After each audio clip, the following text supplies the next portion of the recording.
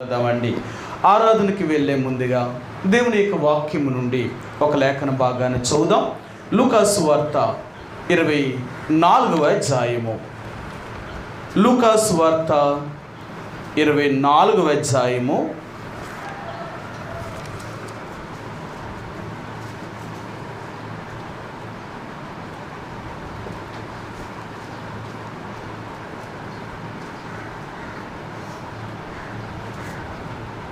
ఎనిమిది వచనాలు మార్చి ఉత్తర ప్రత్యుత్తర రీతిగా చదువుదామండి.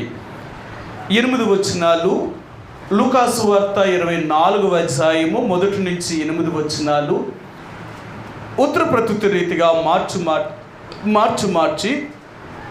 చదువుదాం. మీ వచనాన్ని మీరు స్పష్టంగా చదవండి. అందరూ కలిసి ఒక్క మాటలాగా చదవడానికి ప్రయత్నించేయండి. ఆదివారమున తెల్లవారుచుండగా ఆ స్త్రీలు తాము సిద్ధపరిచిన సుగంధ ద్రవ్యములను తీసుకొని సమాధి యొద్దకు వచ్చి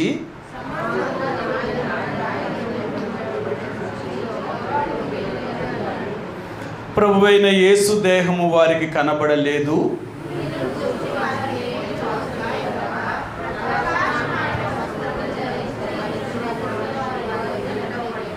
వారు భయపడి ముఖములను నేలమోపి ఉండగా, వీరు సజీవుడైన వారిని మీరు ఎందుకు మృతులలో వెతుకుచున్నారు?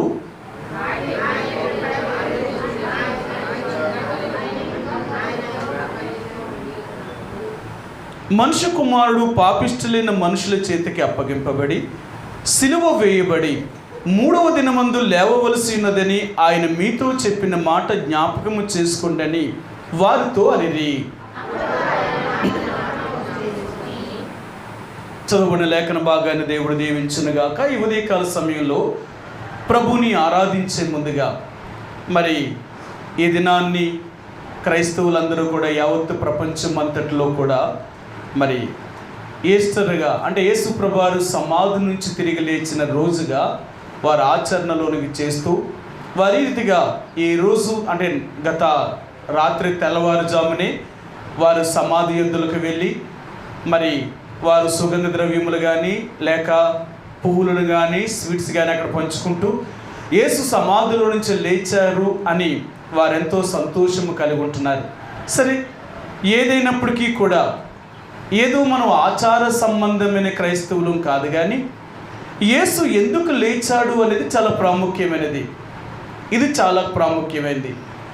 ఆయన ఎందుకు మరణించాడు, ఎందుకు సమాధి చేయబడ్డాడు, ఎందుకు యేసు ప్రభువారు తిరిగి సమాధిలో నుంచి తిరిగి లేచాడు, ఈ అనుభవాన్ని లేక ఈ విషయాలు మనం ఎంతో స్పష్టంగా అర్థం చేసుకోగలుగుతామో అప్పుడే యేసు ప్రభువారి యొక్క మరణ భూస్థాపన పునరుత్థానము అనేది నిజంగా ఒక వ్యక్తి యొక్క జీవితంలో జరిగినప్పుడే వారు నిజమైన క్రైస్తవుడిగా లేక దేవుని యొక్క రాజ్యములోనికి ప్రవేశించేవాడు ఉంటాడు. చాలాసార్లు ఈ విషయాలే చెప్తూ ఉంటాం అన్నమాట. ఒక వ్యక్తిలో జరగవలసింది ఏంటంటే మరణము, సమాధి, భూస్థాపన, పునరుత్థానము, ఈ 3 జరగాలన్నమాట. మరణము, భూస్థాపన, పునరుత్థానము. ఏ వ్యక్తిలో అయితే అంటే యేసు ప్రభువారి యొక్క మరణము అనేది ఆ వ్యక్తి తన శరీరంలోనికి వేసుకోవాలి, తను ఆ రీతిగా సమాధి యొక్క అనుభవంలోనికి వెళ్ళాలి. 3వదిగా సమాధి నుండి తిరిగి లేచిన యొక్క అనుభవంలోనికి వస్తారు. ఈ ఉదయకాల సమయంలో ఒక క్రైస్తవుని యొక్క జీవితంలో ఈ 3 కార్యాలు జరగలేదు అంటే వారు మారు మనసు రక్షణ యొక్క అనుభవంలోనికి రాలేనట్టే. అందుకనే ప్రతిసారి కూడా రక్షణ పొందేటప్పుడు ఈ 3 విషయాలే చెప్తాం. యేసు ప్రభు నీ కొరకు మరణించాడు, నమ్ముతున్నావా? నమ్మితే యేసు ప్రభువారు నీ పాపముల కొరకై ఆయన సమాధి చేయబడ్డాడు. 3వదిగా యేసు ప్రభు సమాధి నుంచి తిరిగి ఎందుకు లేచాడు అంటే నిన్ను నీతిమంతుడిగా తీర్చడం కొరకు లేచాడు. ఆయన యేసు ప్రభువారు సమాధి నుంచి ఎందుకు లేచాడు? నిన్ను నీతిమంతుడిగా తీర్చడం కొరకు, అంటే ఒక క్రొత్త జీవితాన్ని ఇవ్వడం కొరకు, నిన్ను నన్ను ఒక నూతనమైన వ్యక్తిగా ఒక క్రొత్త సృష్టిగా చేయడం కొరకే యేసు ప్రభువారు సమాధిలో నుండి తిరిగి లేచాడు. అంతేగాని మనం సంతోషించాలని, మనం పండగ చేసుకోవాలని, మనం తిని త్రాగాలని, ఇలాంటి శరీర సంబంధమైన సంతోషం కొరకు దేవుడు మనల్ని అంటే ఆయన సమాధి నుంచి లేగలేదు, అందుకనే ఈనాడు చాలామంది క్రైస్తవులుగా పిలువబడుతున్న వారు శరీర సంబంధమైన సంతోషాన్నే కోరుకుంటున్నారే తప్ప ఆత్మ సంబంధమైన సంతోషాన్ని వీరు కోరుకోవట్లేదు. ఆత్మ సంబంధమైన సంతోషం వేరు, శరీర సంబంధమైన సంతోషం వేరు. శరీర సంబంధమైన సంతోషం ఏంటంటే తినడం, తాగడం, ఆడడం. ఈ మూడు ఎక్కడుంటాయో అక్కడ శరీరానికి సంతోషం ఉంటుంది.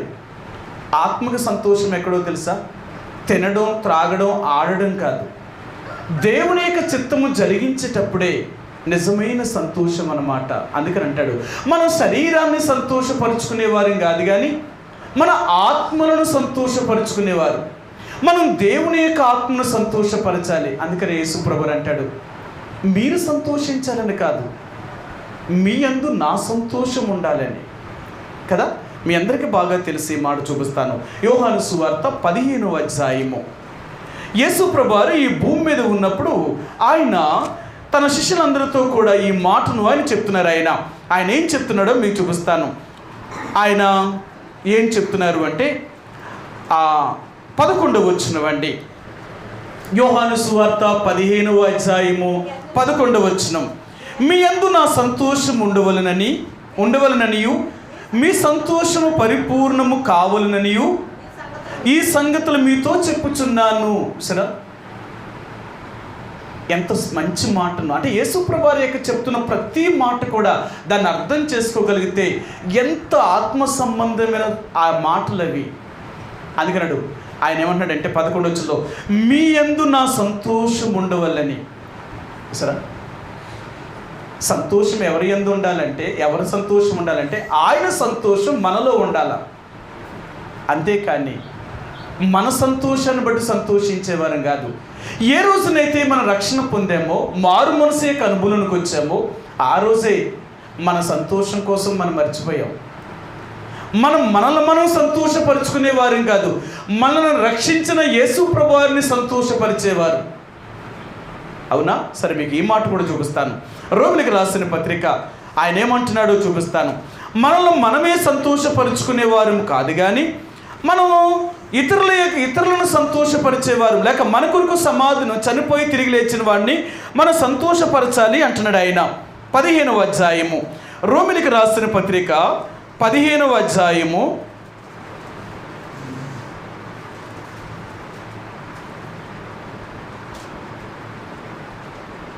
2-3 వచనాలండి. 2-3 వచనాలు. తన పొరుగువానికి క్షేమాభివృద్ధి కలిగినట్లు మనలో ప్రతి వాడును మేలైన దాని యందు అతనిని సంతోషపరచవలెను. క్రీస్తు కూడా తన్ను తాను సంతోషపరచుకొనలేదు, కానీ నిన్ను నిందించిన వారి నిందలు నా మీద పడెను అని వ్రాయబడినట్లు ఆయనకు సంభవించెను. సరే, యేసు ప్రభువారు కూడా ఎప్పుడు తన్ను తాను సంతోషపరచుకోలేదు. ఆయన తన చుట్టూ ఉన్న జనసమూహము కానీ, తను వెంబడించిన వారు కానీ, ఈ లోకంలో ఉన్న ప్రతి మానవుడిని సంతోష పెట్టాలని ఆయన బాధపడ్డాడు. ఆయన బాధపడ్డాడు. అలాగే ఇప్పుడు యేసు ప్రభువారు ఏమనేది అంటున్నాడంటే, నేను మీ కొరకు మిమ్మల్ని సంతోషపరచాలని నేను ఇంత బాధపడ్డాను కదా.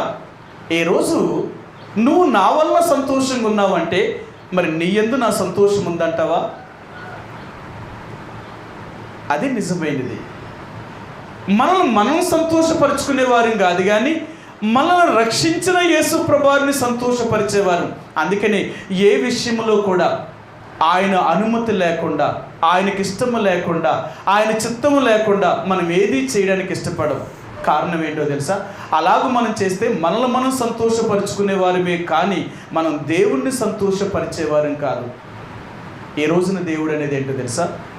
నేను ఎందుకు సమాధి నుంచి తిరిగి లేచానో తెలుసా? నేను నీతిమంతుడిగా చేయాలని, అంతేకాదు నా సంతోషము నీలో ఉండాలని. అంతేకాని నువ్వు సంతోషంగా ఉండాలని కాదు.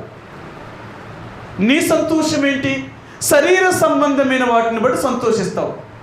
ఈరోజు మానవుడి యొక్క సంతోషం అంతా ఏంటంటే శరీర సంబంధమైన వాటిని బట్టి మాత్రమే సంతోషంగా ఉంటాడు. శరీర సంబంధమైన లేనివాడు లేకపోతే వాళ్ళు సంతోషంగా ఉండలేరు. కానీ ఒక నిజమైన దేవుని బిడ్డ ఏంటో తెలుసా?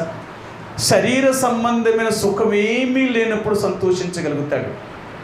మీ అందరికీ తెలిసి ఎన్నోసార్లు చూపించాను ఆ మాటను, సరే మరలా చూపిస్తాను. దావీదు కీర్తన 4వ కీర్తన, కీర్తన గ్రంథము 4వ అధ్యాయము 7వ వచనం అండి. 4వ అధ్యాయము 7వ వచనం, కీర్తన 4వ అధ్యాయము 7వ వచనం. వారి ధాన్య ద్రాక్షారసములు విస్తరించినాడు సంతోషము కంటే అధికమైన సంతోషము నీవు నా హృదయములో పుట్టించితివి. నాలో ఉన్న సంతోషం ఎలాంటిదో తెలుసా? లోకములో ఉన్న ధాన్య ద్రాక్షారసములు విస్తరించినాడు సంతోషము కంటే, వారన్నీ సంపాదించుకుని సుఖంగా జీవిస్తున్న వారి సంతోషము కంటే నువ్వు నా హృదయములో ఉంచిన సంతోషం దానికంటే గొప్పది. అందుకనే ఈ లోకంలో మనుషులందరూ కూడా కలిగిన దాన్ని బట్టి సంతోషిస్తారు. వాళ్ళకి లోకములు అన్నీ ఉన్నాయనుకోండి, మాకేం తక్కువ, మేము ఎంతో ఉన్నతమైన స్థానంలో ఉన్నాం, మాకేంటి అని ఎప్పుడు వారు సంతోషంగా ఉండాలనుకుంటారు. వారు సంతోషంగా జీవిస్తున్నారు అనుకుంటున్నారు. సరే, యేసు ప్రభువారిని నమ్ముకున్న వారు వాళ్ళకంటే ఎక్కువ సంతోషంగా ఉండాలి. ఎప్పుడు కూడా మనం ఎప్పుడు కూడా లోకస్తుల కంటే ఎక్కువ సంతోషాన్ని మనం కలిగి ఉండాలి. వారు మనల్ని చూసినప్పుడు అడగాలి ఆ మాట, అయ్యా మాకు ఇంత ఉన్నప్పటికీ కూడా సంతోషంగా మేము జీవించలేకపోతున్నాం, మీకు ఏమీ లేకపోయినా ఇంత సంతోషంగా జీవిస్తున్నారు, ఏంటి మీ సంతోషం యొక్క రహస్యం? నిజంగా ఈరోజు మనలో ఉన్న సంతోషం ఎంత గొప్ప సంతోషమో తెలుసా? మీ అందరికీ తెలుసు కదా. దైవజనుడు భగత్ సింగ్ గారి యొక్క చిన్న సాక్ష్య పుస్తకం మీరు అందరూ చదివారు. అందులో ఒక మాట పైన అట్ట మీదే రాసి ఉంటుంది. ఆ మాట ఏంటి? చెప్పనసఖ్యమును మహిమాయుక్తమైన సంతోషము గలవారై. క్రైస్తవులకు సంతోషం ఏంటో తెలుసా? అది వర్ణింప సఖ్యము కాని సంతోషం. ఆ సంతోషాన్ని ఎవరు వర్ణించలేరు. అందుకని ఓ క్రైస్తవుడు ప్రతిరోజు సంతోషంగా ఉంటారు, ప్రతిరోజు సంతోషంగా ఉంటారు. ఇలా సంతోషానికి గల కారణం ఏంటంటారు? యేసు క్రీస్తు. నువ్వు నిజంగా యేసు ప్రభువుని హృదయంలో కలిగి ఉంటే నువ్వెప్పుడూ సంతోషంగానే ఉంటావు. సంతోషం కోసం ఎక్కడికో పరిగెట్టవలసిన పని లేదు. అందుకనే మన తీర్థయాత్రలకి, పండగలకి, సంతోషంగా ఉన్న స్థలాలకి మనమే వెళ్ళక్కరొద్దు. కారణం ఏంటో తెలుసా? మనం ఎప్పుడూ సంతోషంగా ఉంటాం. చాలామంది సెలవులు వచ్చాయనుకోండి టూరిస్ట్ ప్లేస్లకు వెళ్తారు. ఎందుకు? సంతోషంగా గడపడానికి. మనకి సంతోషం కావాలి అంటే ఎక్కడికి వెళ్ళాలా? ఎక్కడికో చోటుకి వెళ్ళాలా. అర్థమైందా? ఎక్కడికో చోటుకి వెళ్ళాలా, అక్కడైతేనే సంతోషం ఉంటుంది అని. కానీ దేవుని బిడ్డల సంతోషం ఏంటో తెలుసా? ఎక్కడికో వెళితే సంతోషం కాదు, వీళ్ళ హృదయంలో ఎప్పుడూ సంతోషం ఉంటుంది. అందుకని అంటాడు, క్రైస్తవుని యొక్క హృదయంలో సంతోషం పొంగుతూ ఉంటుందట. ఎప్పుడూ సంతోషంగా ఉంటారు. మరి ముఖ్యంగా లేని సమయంలో ఇంకా సంతోషిస్తాడు. ప్రభువా నువ్వెంత గొప్ప దేవుడివి, నాకు ఏమున్నా ఏమి లేకపోయినా నువ్వు నా దేవుడు తండ్రి, అది నా సంతోషం. ఈరోజు మన సంతోషం ఎవరిని బట్టో తెలుసా? దేవుణ్ణి బట్టి. ఈ లోకంలో కలిగిన వాటిని బట్టి కాదు. ఇవి ఉంటాయి పోతాయి, ఇవి ఉంటాయి పోతాయి. కానీ నిజంగా నువ్వు క్రీస్తుని కలిగి ఉంటే నువ్వెప్పుడూ సంతోషంగా ఉంటావు. అందుకనే యేసు ప్రభువారు ఈరోజు మనకు జ్ఞాపకం చేసేదంటే, నేను ఎందుకు సజీవుడిగా లేచానో తెలుసా? మిమ్మల్ని నీతిమంతులుగా చేయాలని, మిమ్మల్ని సంతోషపరచాలని. మీ సంతోషం ఎలాగ ఉండాలని తెలుసా? నా సంతోషం మీ యందు ఉండాలని. మీ సంతోషం కాదు. మీ సంతోషం ఈ రోజు ఉంటే సంతోషిస్తారు, రేపు లేకపోతే ఏడుస్తారు. అలాంటి సంతోషం కాదు. నా సంతోషం మీ యందు ఉండాలా. మీ యందు నా సంతోషం ఉండగలిగితే మీరు ఎప్పుడూ సంతోషించగలుగుతారు. అందుకనే మనం దేవుని యొక్క బిడ్డలుగా మనం సంతోషంగా ఉండడం కొరకు ఎక్కడికో వెళ్ళవలసిన పని లేదు. ప్రతిరోజు మన జీవితంలో సంతోషమే. ఈ రోజుల్లో వ్యాయామం చేసేటప్పుడు, ఈ వ్యాయామంలో కూడా ఈరోజు చాలామంది చేసేది ఏంటంటే సంతోషం అంటే నవ్వు. ప్రతిరోజు కనీసం ఒక 10 నిమిషాలైనా నవ్వాలట. ప్రతిరోజు ఒక 10 నిమిషాలు నవ్వితేనంట మనిషికి చాలా ఆరోగ్యం అంట. ఈరోజు చూడండి, పార్కుల్లో కానీ రోడ్ల మీద కానీ ఈరోజు వాకింగ్ చేసే వాళ్ళందరూ కూడా ఒక 10 నిమిషాల సేపు అలా నవ్వు ఉన్నా లేక రాకపోయినాక నవ్వుతారట. ఎందుకు నవ్వాలా?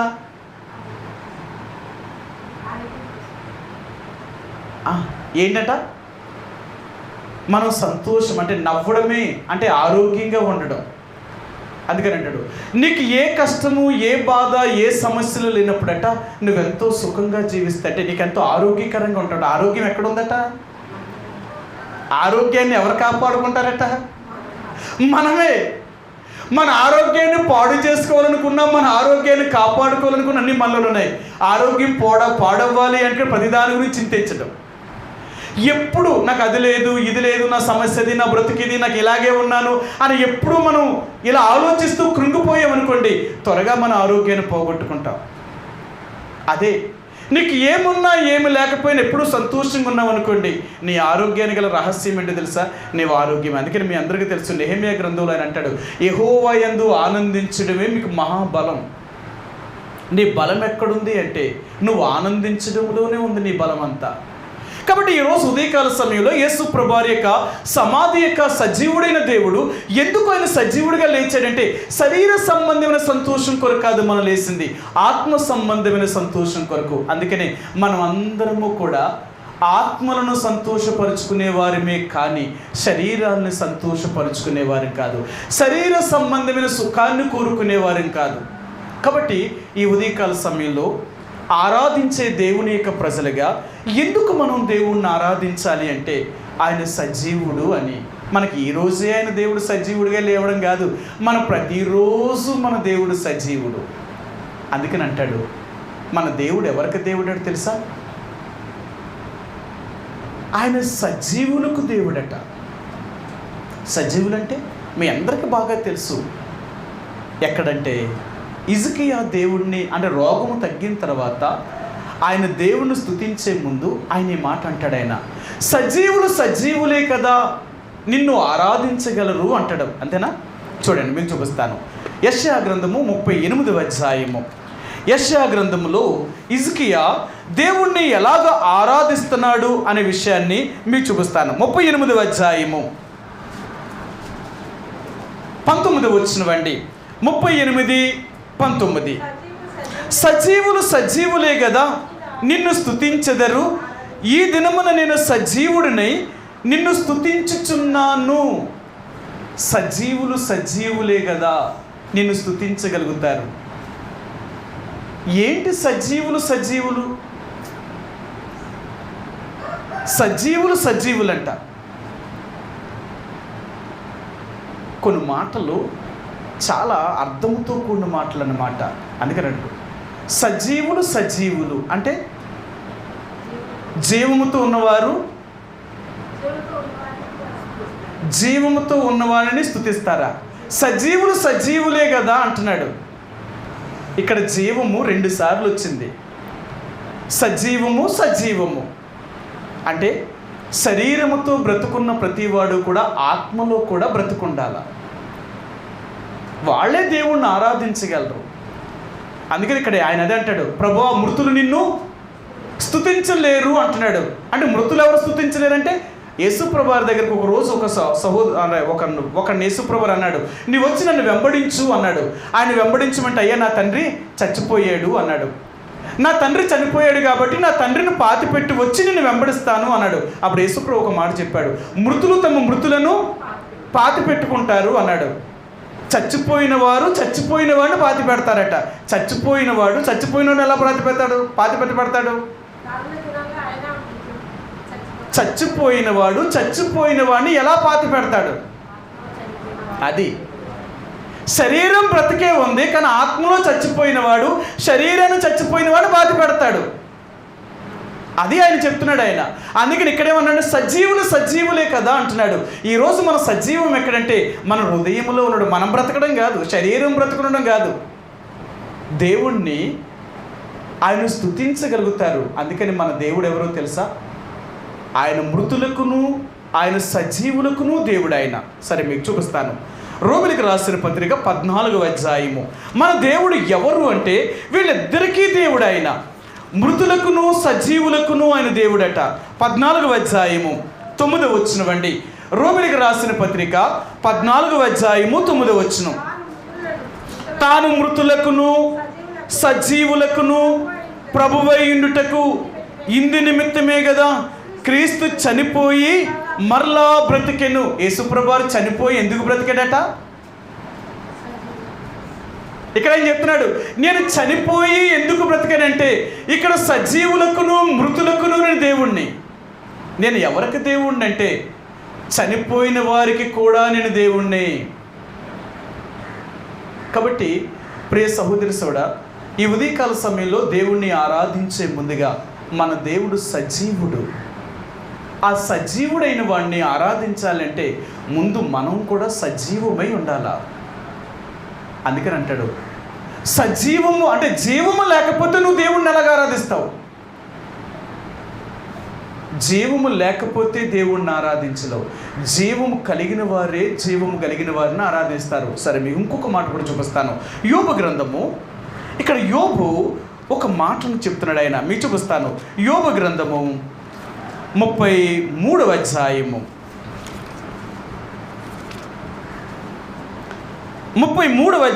29వ వచనం అండి. 29, 32 వచనాలు కలిసి ఉన్నాయి. ఆలోచించుము,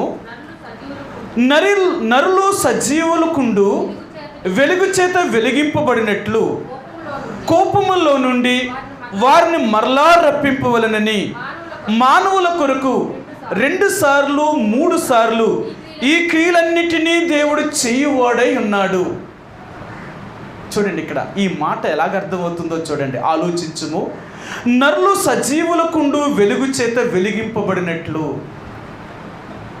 సజీవులకుండు వెలుగు చేత వెలిగించబడతారట. సజీవము అంటే బ్రతుకున్న వారిలో ఏముంటుందట? వెలుగు ఉంటుందట. మీ అందరికీ బాగా తెలుసు. ఎవరైనా చనిపోయారనుకోండి, చనిపోగానే అతని దగ్గర ఒత్తేసి కొన్ని నూనె వేసి వెలిగిస్తారు. అతని దగ్గర తల దగ్గర వెంటనే దీపం పెడతారు. ఎందుకు దీపం పెడతారు? చీకటి అయిపోయింది, ఆయన బ్రతుకు, చచ్చిపోయాడు. చచ్చిపోయిన వాడు ప్రతి తల దగ్గర కూడా ఇప్పుడు ఏం కావాలా? జ్యోతి కావాలా, జీవము కావాలా. జీవం కావాలంటే ఇప్పుడు ఏం చేయాలా? ఏడు బతికించలేరు కాబట్టి ఏదో ఒక జ్యోతిని వెలిగించాలా. అందుకనే చనిపోయిన వాడి దగ్గర ఎందుకు జ్యోతిని వెలిగిస్తున్నారంటే, జీవము లేని వాడి దగ్గర జీవమైన జ్యోతిని వెలిగిస్తున్నారన్నమాట. ఇప్పుడు యేసుప్రభువారు ఏం చెప్తున్నాడంటే, జీవము కలిగిన వాడి దగ్గర వెలుగు ఉంటుందంట, జీవము లేని వాడి దగ్గర వెలుగు లేదు. అందుకనే ఈ లోకములో ఉన్న ప్రతి మనిషి కూడా చీకటిలోనే ఉన్నాడు. చీకటిలో ఉన్నాడంటే పాపములో ఉన్న ప్రతి వాడు కూడా చీకటిలోనే ఉన్నాడు. అందుకన్నాడు, పాపము మానవుడికి చీకటి మానవుడికి గుడ్డితనం కలగచేస్తుంది. ఈరోజు పాపము చేసేవాళ్ళు, తప్పులు చేసేవాళ్ళు అందరూ కూడా వాళ్ళ హృదయము చీకటి అయింది కాబట్టి వారు నడిచే మార్గము కూడా చీకటి మార్గంలోనే వెళ్తున్నారు. ఎవరైతే వెలిగించబడుతున్నారో, సజీవముగా ఉన్నారో, దేవుని యొక్క ఆత్మచేత వెలిగించబడిన వారిలో ఈ వెలుగు ఉందండి. అందుకని యేసుప్రభు అంటాడు, యోహాను సువార్త 8వ అధ్యాయం 12వ వచనం అంటాడు, మరలా యేసు, నేను లోకమునకు వెలుగును, నన్ను వెంబడించువాడు చీకటిలో నడువక జీవపు వెలుగు కలిగి ఉండినని అతనితో చెప్పాను అంటాడు ఆయన. యేసుప్రభువారిలో ఏముందట? వెలుగు ఉంది. ఆ వెలుగు ప్రతి మనిషిని వెలిగించగలుగుతుంది. అందుకని ఇక్కడ యోబు అంటున్నాడు, సజీవము కలిగిన వారి దగ్గర వెలుగు ఉందట. ఈ వెలుగు ఉన్నవారు ఇంకొకరిని వెలిగించగలుగుతున్నారట. యేసుప్రభువారిలో జీవం ఉంది, ఆ వెలుగు ఉంది. ఆ వెలుగు వచ్చి ప్రతి మనిషిని వెలిగిస్తుంది. అందుకని యోహాను సువార్త 1వ అధ్యాయం అంటాడు, నిజమైన వెలుగు ఉండెను, అది లోకంలోనికి వచ్చుచు ప్రతి మనిషిని వెలిగించుచున్నది. ప్రతి మనిషిని వెలిగిస్తుంది. కాబట్టి ఈరోజు దేవాతి దేవుడైన యేసుప్రభువారు ఆయన జ్ఞాపకం చేసేది ఏంటంటే, నేను సజీవులకును మృతులకును దేవుడను, నేను సజీవమైన వాడిని. అందుకనే మన సమాధుల దగ్గరికి వెళ్ళవలసిన పని లేదు. యేసుప్రభువు ఎప్పుడో లేచిపోయాడు. ఆనాడు సమాధి వద్దకు వెళ్ళిన వారితో చెప్పారు, ఎందుకు మీరు సజీవుడైన వాడిని మృతుల్లో వెలుగుచున్నారు? యేసు ఇక్కడ లేడు. ఆయన మీతో చెప్పిన మాట మీకు గుర్తులేదా? ఆయన మరణించి సమాధి చేయబడి 3వ రోజున లెగుస్తానని ఆయన బ్రతుకుండగానే చెప్పాడు కదా, మీరు ఎందుకు ఆయన నమ్మలేదు? మీరు ఎందుకు ఆయన నమ్మలేదు? ఆయన సజీవుడు, మీరు మృతుల్లో వెతకవలసిన పని లేదు. అందుకనే యేసు ప్రభువారిని వెతకడానికి మన సమాధుల దగ్గరికి వెళ్ళాం. ఈరోజు సమాధుల దగ్గరికి వెళ్ళే వాళ్ళందరూ కూడా చచ్చిపోయిన వారిని ఏమి మళ్ళీ లేచారని చూడడానికి వెళ్ళలేదు, వాళ్ళు ఆ పండగను ఆచరిస్తున్నారు అంతే. ఒక మనిషి పెట్టిన ఈ ఆచారాన్ని వారు చేస్తున్నారు. ఇది మనుషులు పెట్టిన ఆచారం. ఆ రోజు వారు అక్కడికి వెళ్ళినప్పుడే తిట్టారు వారిని. ఎందుకంటే చనిపోయిన 3వ రోజు వీరు సమాధి యొద్దకు వెళ్తారు. ఈరోజు కూడా అంతే కదా. ఈరోజు చచ్చిపోయిన అందరూ కార్యం చేస్తారు. ఏ రోజు చేస్తారు? 3వ రోజు కార్యం చేస్తారు. తర్వాత 14వ రోజు కానీ 9వ రోజు కానీ వాళ్ళ పేరు బలాన్ని బట్టి ఏ రోజు పలుకుతుందో ఆ రోజు కార్యం చేస్తారు. అంతేనా? ఎందుకు? ఆచారం. ఆనాడు యూదులు కూడా చనిపోయిన శవాన్ని అంటే సమాధి చేసిన తర్వాత 3వ రోజున సమాధి యుద్ధకి వెళ్ళి వారు సుగంధ ద్రవ్యములు పుయ్యుడు వీళ్ళకి అలవాటు. కానీ యేసు ప్రభువారు ఆయన మృతుడు కాదు, ఆయన సజీవుడు కదా. మీ అందరికీ చూపిస్తాను ఆ మాటను. రోమిలకు ప్రకటన గ్రంథము 1వ అధ్యాయము. మన యేసు, మనం నమ్ముకున్న యేసు ప్రభువారు ఆయన సజీవుడు, ఆయన మృతుడు కాదు. 1వ అధ్యాయము 18వ వచనం అండి. ప్రకటన 1వ అధ్యాయము 18వ వచనం. నేను మొదటివాడును కడపటివాడును జీవించువాడును మృతుడునైతిని గాని ఇదిగో యుగ యుగములో సజీవుడునై ఉన్నాను. ఆయన ఎప్పుడూ సజీవుడే, ఆయన ఎప్పుడూ సజీవుడే. అంటే ఈరోజు చాలామంది వాదోపవాదన చేయగలుగుతున్నారు. యేసు ప్రభువారు మరణించలేదని కొంతమంది అంటున్నారు, యేసు ప్రభువారు మరణించారు అని కొంతమంది చెప్తున్నారు. ఏదేమైనా బైబిల్ ప్రకారంగా యేసు మాత్రం నిజంగా మరణించాడు. ఆయనే చెప్పాడు, నా ప్రాణమును నా అంతటి నేనే పెడతాను, మరలా నా ప్రాణాన్ని నేనే తిరిగి మరలా తీసుకుంటాను. మరి అందుకే ఆయన దేవుడు. ఆయన ఎందుకు దేవుడు అంటే మరణాన్ని తిరిగి జయించిన వాడు ఆయన. ఆయన దేవుడు. ఈ లోకములో మరణాన్ని తిరిగి జయించిన వారు ఎవరూ లేరండి. ఒక ఆయన అన్నాడట, ఏం చెప్పాడంటే, ఈ క్రైస్తవులు అంటే అందరూ యేసు ప్రభువారిని నమ్ముకున్న వారుగా మారిపోతున్నారు. యేసు ప్రభువారిని నమ్ముకున్న వారుగా మారడానికి గల కారణం ఏంటి యేసు ప్రభువారిలో ఉన్న శక్తి అని అడిగాడట. అప్పుడు ఒక ఆయన అన్నాడట సభలో, అయ్యా యేసు ప్రభువారిలో శక్తి ఏంటంటే, అందరూ యేసు ప్రభువారిని ఎందుకు నమ్ముతున్నారంటే ఆయన చనిపోయి తిరిగి బ్రతికాడు. ఆయన చనిపోయి తిరిగి బ్రతికాడు. అందుకే యేసు ప్రభువారిలో గొప్ప శక్తిని బట్టి అందరూ ఆయన నమ్ముతున్నారు. మనలో అంటే మన దేవుళ్ళలో కానీ మనలో కానీ ఎవరైనా చచ్చిపోయి బ్రతికితే ఆ దేవుడిని వదిలేసి ఇప్పుడు మనల్ని నమ్ముతారు అన్నారట. సరే, అప్పుడు ఈయన చెప్పాడట, ఇప్పుడు ఎవడు చచ్చిపోయి బతుకుతాడు? ఆ సభ అంతా అన్నదట, మంచి సలహా చెప్పు. నిజమే, ఆ యేసు ప్రభువారిలో శక్తి ఏంటంటే చనిపోయి తిరిగి బ్రతికాడు కాబట్టి అంత శక్తి ఉందని అందరూ నమ్ముతున్నారు. అయితే బంజే, నువ్వు చచ్చిపోయి తిరిగి బ్రతుకు. మరి యేసు ప్రభువారిని నమ్ముకోకుండా ఉండాలంటే ఈ పని నువ్వే చేయాలా? ఈ సలహా ఇచ్చావు కాబట్టి నువ్వు చచ్చిపోయి బ్రతకాలా అన్నాడట. ఇటు బ్రతకాలా చచ్చిపోయి? ఇది సాధ్యము కాదు. అర్థమైందా? ఈనాడు యేసు ప్రభువారిలో ఏంటి అని అంటే, మా యేసు ప్రభువారు సమాధిని అంటే మరణాన్ని తిరిగి జయించాడు ఆయన. ఇంకెవ్వరూ ఆ పని చేయలేదండి, ఎవ్వరూ చేయలేదు. అందుకనే యేసు ప్రభువారు ఎందుకు గొప్పవాడు అంటే, ఆయన మరణించాడు, సమాధి చేయబడ్డాడు, 3వ రోజున మృత్యుంజయుడై తిరిగి లేచాడు. ఇంకెవరూ లేచిన వారు కారు. అందుకే మన యేసు ప్రభువారి గురించి ఎందుకంత ధైర్యంగా చెప్తామంటే, మాలాంటి దేవుడు, మమ్మల్ని రక్షించిన దేవుడు ఇంకెక్కడా లేడు. ప్రియ సహోదరి సోడా, ఈ ఉదయకాల సమయంలో ఆ దేవాతి దేవుణ్ణి ఆరాధించాలి అంటే నువ్వు సజీవుడిగా ఉండాలా? నీ జీవం ఎక్కడుండాలో తెలుసా? శరీరంలో కాదు, ఆత్మలో జీవము. అందుకని అంటాడు, శరీర సంబంధమైన మనుషులు దేవుణ్ణి ఆరాధించలేరండి. ఈరోజు చాలామంది ఉన్నారు లోకంలో బ్రతుకుతున్న వాళ్ళు, వాళ్ళందరూ బ్రతికే ఉన్నారు, ఇంకా మరణించలేదు. కానీ వాళ్ళెందుకు దేవుణ్ణి స్తుతించలేదు? మనమే ఎందుకు దేవుణ్ణి స్తుతించడానికి వచ్చాం?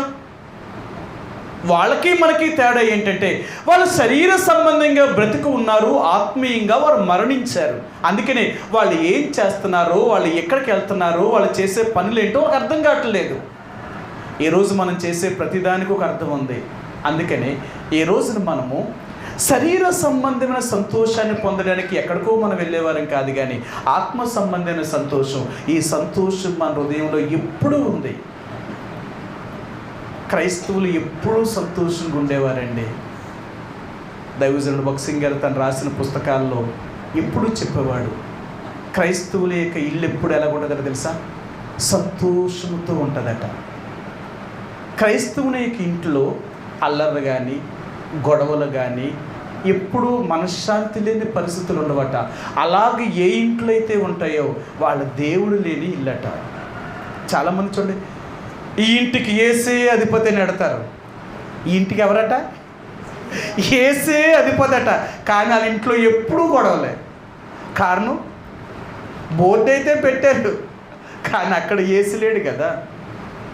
యేసు ఎక్కడ ఉంటాడో, యేసు ప్రభువారు ఉన్న చోట నిజంగా అక్కడ సంతోషం ఉంటుందండి. సరే మీకు చూపిస్తాను ఆ మాటను. కీర్తన గ్రంథము 118వ కీర్తన గ్రంథములో ఇక్కడ కీర్తనాకారుడు ఆయన ఏమంటున్నాడంటే, నీతిమంతుల యొక్క గుడారములో నుండి రక్షణ గురించిన సునాదము వినబడుతూ ఉంటుందట. సునాదం వినబడుతుందండి. 18వ అధ్యాయము 15వ వచనమండి. కీర్తన 118వ కీర్తన 15వ వచనం. నీతిమంతుల గుడారములలో రక్షణను గూర్చిన ఉత్సాహ సునాదము వినబడును. వాళ్ళు ఎప్పుడూ సంతోషముగా ఉంటారు. వాళ్ళ ఇల్లు ఎప్పుడూ సంతోషంతో ఉంటుంది. అందుకని అంటాడు, ఒక నిజమైన దేవుని యొక్క బిడ్డ యొక్క జీవితంలో ఆనందం ఉంటుంది. అతని జీవితంలోనే సంతోషం ఉండడం కాదు, అతని కుటుంబం అంతటికీ సంతోషం ఉంటుంది. అందుకని అంటాడు, నీతిమంతులకు గుడారములోనంట ఏది కొరత అనేది ఉండదట కదా. ఏది కొరత ఉండదు. మీకు చూపిస్తాను. 112వ కీర్తన గ్రంథము 112వ కీర్తన 2వ వచనమండి, 2-3 వచనాలు. వాని సంతతి వారు భూమి మీద బలవంతులగుదురు, యథార్థవంతుల వంశపు వారు దీవింపబడుదురు. కలిమియు సంపదయు వాని ఇంట నుండును, వాని నీతి నిత్యము నిలుచును. సరే, క్రైస్తవుని యొక్క ఇంట్లో అంటే దేవుని యొక్క బిడ్డ యొక్క ఇంట్లో ఎప్పుడూ కలిమి సంపద, కొరత అనేది లేదండి. నాకు ఇది లేదు అనే మాట చెప్పరు. ఓ క్రైస్తవుని యొక్క జీవితంలో ఇలాంటి సంతోషాన్ని కలిగి ఉంటే నీ కుటుంబం కూడా ఎప్పుడూ సంతోషంగా ఉంటుంది. నీలో దేవుడు లేడనుకో, నీ కుటుంబముతో దేవుడు ఉండడు. నీలో ఉన్న దేవుడే నీ కుటుంబంలో ఉండేవాడు. ఉండేది ఎవరంటే మన ఇంట్లో మనమే కదా ఉండేది. మన ఇంట్లో మనమే ఉంటాం కాబట్టి మన ఇల్లు సంతోషంగా ఉండాలంటే ముందు మన ఇంట్లో మన హృదయంలో దేవుడు ఉండాలి. నీ హృదయంలో దేవుడు ఉంటే నీ ఇల్లు సంతోషంగా ఉంటుంది. నీ హృదయంలో దేవుడు లేడనుకో, నీ హృదయంలో సంతోషం ఉండదు. అందుకని అంటాడు, ఈ సంతోషము లోకము ఇవ్వలేదు, లోకము తీసుకోలేదు. చాలాసార్లు అంటాం, ఏమండి నా భార్య నా ఇంట్లో సంతోషంగా ఉండేస్తా మనశ్శాంతిగా ఉండేస్తా లేదండి అంటారు. లేకపోతే నా భర్త ఇంట్లో నన్ను మనశ్శాంతిగా ఉండేస్తా లేదండి అంటారు. నా పిల్లలను మనశ్శాంతిగా ఉండేస్తా లేదు అంటారు. నీ మనశ్శాంతి ఎవరి వల్ల పోతుంది? నీ భర్త వల్ల, నీ భార్య వల్ల, నీ పిల్లల వల్ల, నీ బంధువుల వల్ల, నీ చుట్టూ ఉన్న సమాజం వల్ల పోతుందా? ఇదా నీ శాంతి? దేవుడిచ్చే శాంతి, దేవుడిచ్చే నెమ్మది అది ఎప్పటికీ పోదు. మీ అందరికీ తెలుసు, యోహాను సువార్త 14వ అధ్యాయం 27వ వచనం అంటాడు, యేసు నా శాంతిని మీకు అనుగ్రహించుచున్నాను, నా శాంతి ఈ లోకం ఇచ్చినట్లుగా ఉండదట. అవునా? చూడండి, యోహాను సువార్త 14వ అధ్యాయము 27వ వచనం అండి. 27, శాంతి మీకు అనుగ్రహించి వెలుచున్నాను, నా శాంతినే మీకు అనుగ్రహించుచున్నాను, లోకమిచ్చినట్టుగా నేను మీకు అనుగ్రహించట్లేదు. మీ హృదయములను కలవరపడనీయకుడి, వెరవనీయకుడి. చూసారా, మీ శాంతి ఎప్పుడూ పోదు. నీ భార్య వల్ల కానీ, నీ భర్త వల్ల కానీ, నీ పిల్లల వల్ల కానీ ఇలాంటి శాంతి పోదు.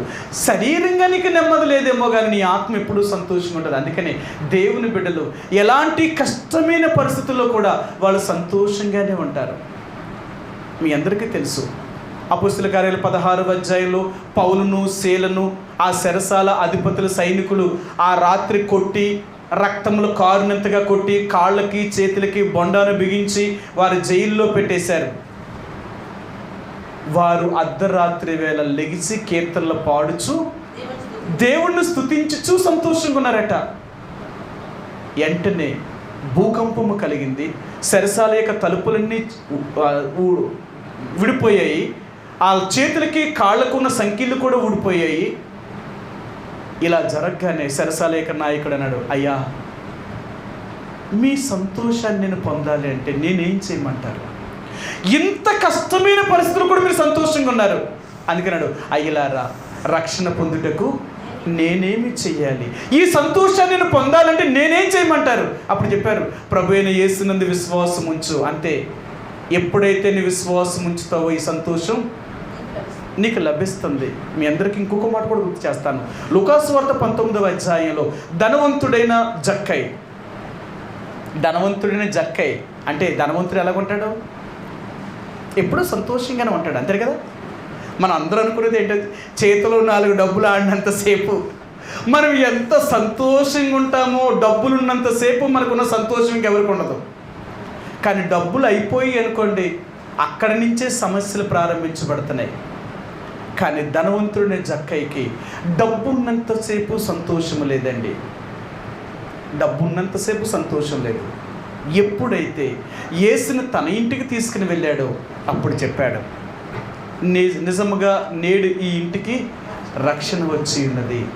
ఎంత సంతోషించాడో జక్కై సంతోషంతో, ఆనందముతో ఆయన చెప్పాడు, అయ్యా, నేను ఎవరి దగ్గర అయితే అన్యాయంగా నేను ఏదైతే తీసుకున్నానో మరలా నేను 4 గంటలు తిరిగి వానికి చెల్లించేస్తాను. నాకొద్దు, నువ్వు ఉంటే నాకు చాలు. నువ్వుంటే నాకు సంతోషం, కానీ నువ్వు లేకుండా ఎంత ఆస్తుంటే నాకేంటి సంతోషం? ఒక క్రైస్తవుని యొక్క జీవితంలో ఉండే సంతోషం ఏంటో తెలుసా? ఎప్పుడు ఏమీ లేకపోయినా సంతోషంగా ఉంటాడు. అదే యేసుప్రభు చెప్తున్నాడు, నా సంతోషం నీలో ఉండాలా. నా సంతోషం ఎలా తెలుసా? ఎల్లప్పుడూ ఉండే సంతోషము, అది ఎప్పుడు ఉండే శాంతి. ఇప్పుడు ఎలా ఉండాలా పోయేది కాదు. నువ్వెప్పుడూ సంతోషంగా జీవించగలుగుతున్నావు. కాబట్టి ఈ ఉదయకాల సమయంలో యేసుప్రభుని ఆరాధించే ముందుగా మన దేవుడు సజీవుడు అని మనం గుర్తించామా? ఆయన సజీవుడు అయితే ఆయన నమ్ముకున్న నువ్వు నేను కూడా సజీవుడిగానే ఉండాలా. నేను ఒక మాట చెప్తాను మీకు. యేసుప్రభువారు మరణించాడు, సమాధి చేయబడ్డాడు, 3వ రోజున లేచాడు. అంతేనా? బైబిల్ ప్రకారంగా మరి ఆయన 1 కొరింథీయులకు రాసిన పత్రిక 15వ అధ్యాయము 3వ వచనంలో చెప్తాడు, లేఖనముల ప్రకారంగా క్రీస్తు మన పాపముల కొరకు మరణించి సమాధి చేయబడి లేఖనముల ప్రకారంగా 3వ దినమున ఆయన తిరిగి లేపబడెను అంటాడు. ఆయన తిరిగి లేచాడు. యేసుప్రభువారు ఎందుకు మరణించాడు, ఎందుకు సమాధి చేయబడ్డాడు, ఎందుకు లేచాడు? ఇవి 3 మనం తెలుసుకోవాలి. యేసుప్రభువారు ఎందుకు మరణించాడు? మన పాపముల కొరకు మరణించాడు. మరి ఎందుకు సమాధి చేయబడ్డాడు?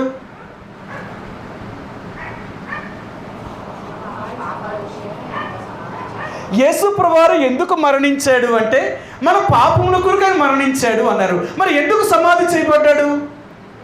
మళ్ళీ మన పాపముల కొరకే సమాధి చేయబడ్డా?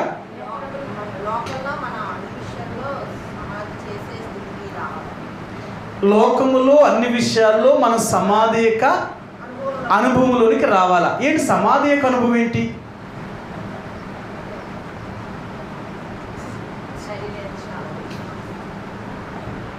సమాధి యొక్క అనుభవం ఏంటి? యేసుప్రభువారు ఎందుకు సమాధిలోనికి వెళ్ళాడు? మీ అందరికీ తెలుసు, నేను చెప్తా మళ్ళీ మీరు చెప్పేస్తారు, అందుకని అడుగుతున్నాను. ఎందుకు ఆయన సమాధి యొక్క అనుభవంలోనికి వెళ్ళాడు? మనల్ని కూడా లేపే శక్తి. చెప్పు. మనల్ని నీతిమంతులుగా చేయడం కొరకు. లేఖనంలో ఉన్న మాట చెప్తున్నది కాదు, నాకు కావాలా. ఎందుకు సమాధి నుంచి తిరిగి లేచాడు? నూతనంగా నిన్ను చేయడం కొరకు. అందుకన్నాడు. మీరు ఏదైనా చూడండి, ఒక క్రొత్త వస్తువును మనం కొనుక్కున్నాం అనుకోండి, కొన్ని రోజులకి అది ఏమైపోతుంది? పాత వస్తువు అవుతుంది. ఇప్పుడు పాత వస్తువులు మళ్ళీ క్రొత్త వస్తువు చేయాలంటే ఏం చేయాలా? క్లీన్ చేస్తే కొత్త అయిపోద్ది అంటారా?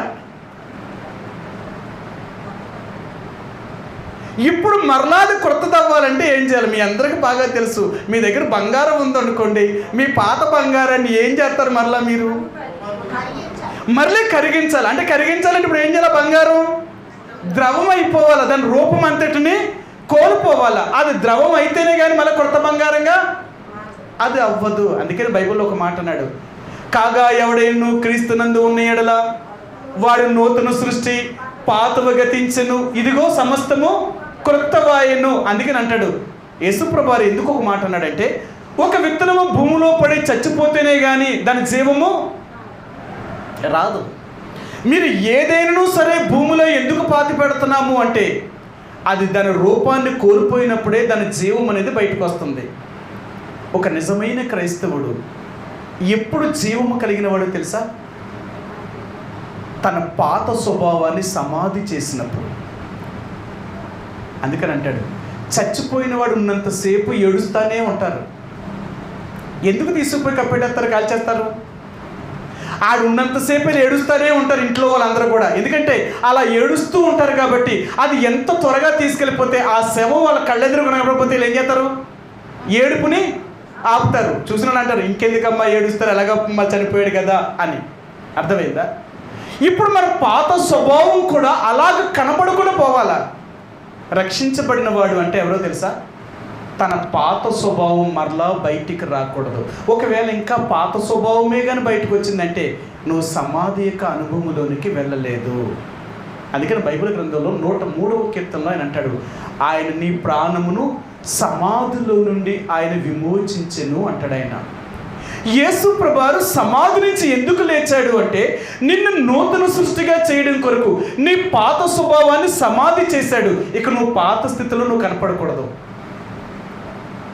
అందుకని అంటాడు, యేసుప్రభు వారిని అంగీకరించిన తర్వాత మన శరీర సంబంధంగా గత కాలంలో మనం ఎలాంటి వారమో కానీ యేసుని ఎరిగిన తర్వాత ఆ శరీర పాత స్వభావం మరలా మన జీవితంలో కనపడకూడదు. ఇప్పుడు ఒక నూతనమైన సృష్టి, ఒక క్రొత్త జీవితం. అందుకనే యేసుప్రభు వారిని నమ్ముకున్న వాళ్ళందరూ కూడా ఒక క్రొత్త జీవితాన్ని ప్రారంభిస్తారండి. ఒక క్రొత్త జీవితం. మనిషికి ఎన్నిసార్లు క్రొత్త జీవితం వస్తుందంటారు?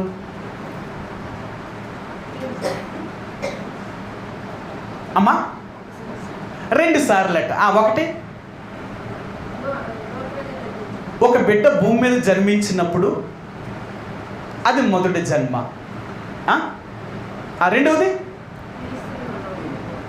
యేసుప్రభు వారిని మనం అంగీకరించడం వల్ల నూతన జన్మ. సరే, ఒక మనిషికి ఒక నూతన జీవితం ఎప్పుడు ప్రారంభించబడుతుంది? మీకు ఒక మాట చెప్తాను. ఎలా ఉంటుందంటే, ఒక బిడ్డ తల్లిదండ్రుల దగ్గర పుట్టిందనుకో, ఆ తల్లిదండ్రుల దగ్గర పెరుగుతుంది. అది మొదటి జన్మ. అందుకని అంటాడు, మానవుడికి 4 కాలాలు ఉన్నాయంట. 1 బాల్యము, 2 యవ్వనము, 3 మధ్య దశ, 4 వృద్ధాప్యము. ఈ 4 దశలు మనిషి రూపాంతరం చెందుతున్నాడు. ఒక్కొక్క రూపాంతరం చెందుతున్నాడు. ఎలా? బాల్యంలో ఎలాగుంటుందంటే, వీళ్ళకి ఏ కష్టము, బాధ, శ్రమ ఏమీ తెలియదు. వీళ్ళు ఏం చేస్తారంటే తినడం, ఆడుకోవడం, తినడం, ఆడుకోవడమే. ఇంక పిల్లలకు అంతకంటే ఇంకేమీ తెలియదు. రెండవది, యవ్వనంలోకి వచ్చిన తర్వాత, వీళ్ళు పెరిగిన తర్వాత వీళ్ళు ఏం చేస్తున్నారు అంటే, వీళ్ళ శరీర సంబంధమైన సంతోషం కొరకు, వీళ్ళ శరీరాన్ని సంతోషపరచుకోవడం కొరకు వీళ్ళు యవ్వన కాలంలో దారి తప్పడానికి చాలా అవకాశాలు ఉన్నాయి. ఇది 2వ దశ. 3వదిగా వివాహము. అప్పుడు కూడా వీళ్ళ దశ మారుతుంది. అందుకని అంటాడు, పెళ్ళైన తర్వాత పెళ్ళి అవ్వకముందు ఉన్నట్లుగా పెళ్ళైన తర్వాత ఉండరు. సరే, ఇది మధ్య దశ. 4వ దశ వృద్ధాప్యము. ఇంతకుముందు జీవించినట్లుగా అన్ని పనులు వీళ్ళు చేసుకున్నట్లుగా ఈ సమయంలో వీళ్ళు చేసుకోలేరు. మన రూపము దశ మారుతుందన్నమాట. అందుకనే యేసుప్రభు వారిని ఎరిగిన నీవు నేను కూడా మనం యేసుప్రభు వారిలో జీవిస్తున్నామంటే ఈ నూతన జీవము, ఒక క్రొత్త సృష్టిలోనికి మనం రావాలా. మనం యేసుప్రభు వారిని నమ్ముకున్నప్పటికీ కూడా ఇంకా మనం పాత సృష్టిలోనే ఉంటే, ఇంకా పాత సంగతుల్లోనే, పాత జీవితాన్ని, పాత బ్రతుకునే మనం కలిగి ఉంటే మనం ఎలా కొత్త సృష్టి అయినట్టు? అందుకే దేవుడు అంటున్నాడు, నువ్వు నన్ను ఆరాధించాలంటే నా యొక్క ఈ రెండవ అనుభవంలోనికి నువ్వు రావాలా. నేను ఎందుకు సమాధి చేయబడ్డానో తెలుసా? నీ పాపములన్నిటినీ నేను సమాధి చేసి ఒక నూతనమైన సృష్టిగా చేయబడ్డాను. నిన్ను నూతనమైన వ్యక్తిగా చేయడం కొరకు, నీ పాత స్వభావం అంతటినీ తీసివేయడం కొరకు. మరలా అది కనపడకూడదు. అందుకనే యేసు ప్రభువుని అంగీకరించిన తర్వాత నీ పాత స్వభావం అనేది మరలా నీకు కనపడదు. ఒక నూతనమైన స్థితిలోనికి వచ్చావు, ఒక నూతనమైన సృష్టి నువ్వు. అందుకని అంటున్నాడు, నేను ఎందుకు సమాధి చేయబడ్డానో తెలుసా? నేను నూతనమైన సృష్టిగా చెయ్యాలని నేను సమాధిలోనికి వెళ్ళాను. ఎందుకు లేచానో తెలుసా? నేను లేవడానికి గల కారణం ఏంటంటే నీకు జీవం ఇవ్వడానికి, ఒక క్రొత్త వ్యక్తిగా బ్రతకడం కొరకే నీకు జీవం ఇవ్వడానికి. అందుకని అంటాడు, బైబిల్ గ్రంథంలో చాలాసార్లు చెప్తూ ఉంటాడు, అడవి ఒలీవ చెట్టువైన నిన్ను మంచి ఒలీవ చెట్టుతో నేను నిన్ను అంటు కట్టుకున్నాను అంటున్నాడు. మనం ఒకప్పుడట అడవి ఒలీవ చెట్లు అంట, కానీ ఇప్పుడు యేసు ప్రభువారిలో అంటు కట్టబడిన వారు. అంటు కట్టడం అంటే మనకు తెలిసే అంత హైబ్రిడ్ కదా, ఒకదాని నుంచి ఒకటి పుట్టించాడు ఈరోజు మానవుడు. ఈరోజు నువ్వు నేను ఎలాగ మార్పు చెందాం? మారేమా? లోకానికి మనం ఎలా కనపడాలో తెలుసా? వీళ్ళు ఎలా మారేరా? మన గురించి చిన్నవాళ్ళందరూ ఒకప్పుడు మనలాగే బ్రతికారు కదా, వీళ్ళు ఎలా మారారు, మనం ఎందుకు మారలేకపోయాం? అలాగున్నామంటారా? ఈరోజు మనం చూసిన వారు, మన బంధువులు కానీ, మన కుటుంబం కానీ, మన సమాజము కానీ మన గురించి ఏం చెప్తున్నారు? వీళ్ళు ఎలాగ మారారు, మనం ఎందుకు మారలేకపోతున్నాం? మనం చూసిన వాళ్ళు చెప్పాలా మనం మారేమా లేదనేది. వాళ్ళు మన గురించి ఏం చెప్తారు సార్? వాళ్ళు యేసు ప్రభువుని నమ్ముకున్నా, గుడికి వెళ్ళకున్నా ఏం మారేరాలు, మనం ఎలాగున్నామో అలాగే ఉన్నారు వాళ్ళు కూడా. మనలో ఏమి మార్పును చూడలేదు వాళ్ళు. నువ్వు మార్పుని చూపించలేకపోతే నువ్వు కొత్త వ్యక్తి ఎలాగవుతావు? ఒక నూతన సృష్టి ఏంటి నువ్వు? నేను ఒకరోజు ఒక అబ్బాయి నా దగ్గర ఫ్రెండ్ని తీసుకొచ్చాడు. మన మందిరంలో బిలీవరే, మన దగ్గరే ఉన్నాడు కుర్రాడు, ఇప్పుడు కూడా మన దగ్గర ఉన్నాడు. సరే, వాడు ఫ్రెండ్ని తీసుకొచ్చాడు. నేను అడిగాను, బాబు ఎవరు నువ్వు అని అడిగాను. పలానా వాడు ఫ్రెండ్ అండి అన్నాడు. అలాగా, ఏంటి అసలు నువ్వు దేవుడిని నమ్ముకున్నావా? నాకు దేవుడు తెలియదండి అన్నాడు. దేవుడు అంటే నీకు ఇష్టమా? లేదండి అన్నాడు. ఎందుకు దేవుడు అంటే నీకు ఇష్టం లేదు అంటే ఎన్నో చెప్పాడు. తర్వాత నేను ఆ అబ్బాయికి సువార్త చెప్పాను. నేను చెప్పిన తర్వాత ఇంకా మాట్లాడలేదు. మాట్లాడకపోయి అప్పుడు నేను అడిగాను, ఇప్పుడు నేను అంటాను, ఒకప్పుడు నీ ఫ్రెండ్ ఉన్నాడు కదా, ఇప్పుడు మారాడంటావా అన్నాను. నిజమండి, చాలా మారిపోయాడు. ఒకప్పుడు వాడు కాదాడు. ఒకప్పుడు అది ఎలాగుండేవాడు తెలుసా? చాలా దుర్మార్గుడండి. కానీ ఇప్పుడు పూర్తిగా మారిపోయాడు అన్నాడు. అసలు మాతో తిరగడానికి కానీ, మాతో స్నేహానికి కానీ ఇక అసలు అన్నీ వదిలేశాడండి. ఆడు పూర్తిగా మారిపోయాడండి బాబు. ఆడు మారాడు అంటే దేవుడు మందిరానికి వచ్చి ఈ మాటలు వినడం వల్ల మారాడా? నిజంగా మారాడండి. అర్థమైందా? మన చుట్టూ ఉన్న సమాజం మనకి ఏం చెప్పాలో తెలుసా? నువ్వు మారేవా లేదో చూపించు. నువ్వే మారకపోతే, నీ జీవితంలోనే మార్పు లేకపోతే నువ్వెవరిని మార్చగలవు? అందుకనే ఈరోజు మన కుటుంబాల్లో ఎందుకు మారలేదు తెలుసా? మనం మారకపోవడం వల్ల. మనం అంటాం వాళ్ళు మారండి, ఇంకెంతైనా అంతేనండి అంటావు. ముందు నువ్వు మారితే కదా వాళ్ళు మారడానికి. బైబిల్ ఏం చెప్తుంది తెలుసా? నిజంగా నువ్వు కానీ మారితే నీ కుటుంబం మారుతుంది. అలా మారిన కుటుంబాలు లేవంటారా? ఎన్ని కుటుంబాలు ఉన్నాయి తెలుసా? కొన్ని లక్షల కుటుంబాలు ఉన్నాయి, వేల కుటుంబాలు కూడా కాదు. అవునా? ఇంట్లో మొదట ఎవరైనా మారాలంటే ఇల్లంతటా ఒకేసారి దేవుణ్ణి నమ్ముకుంటారా, లేకపోతే ఇంట్లో ఒకరే నమ్ముకుని వాళ్ళందరినీ మారుస్తారా? ఏమండి?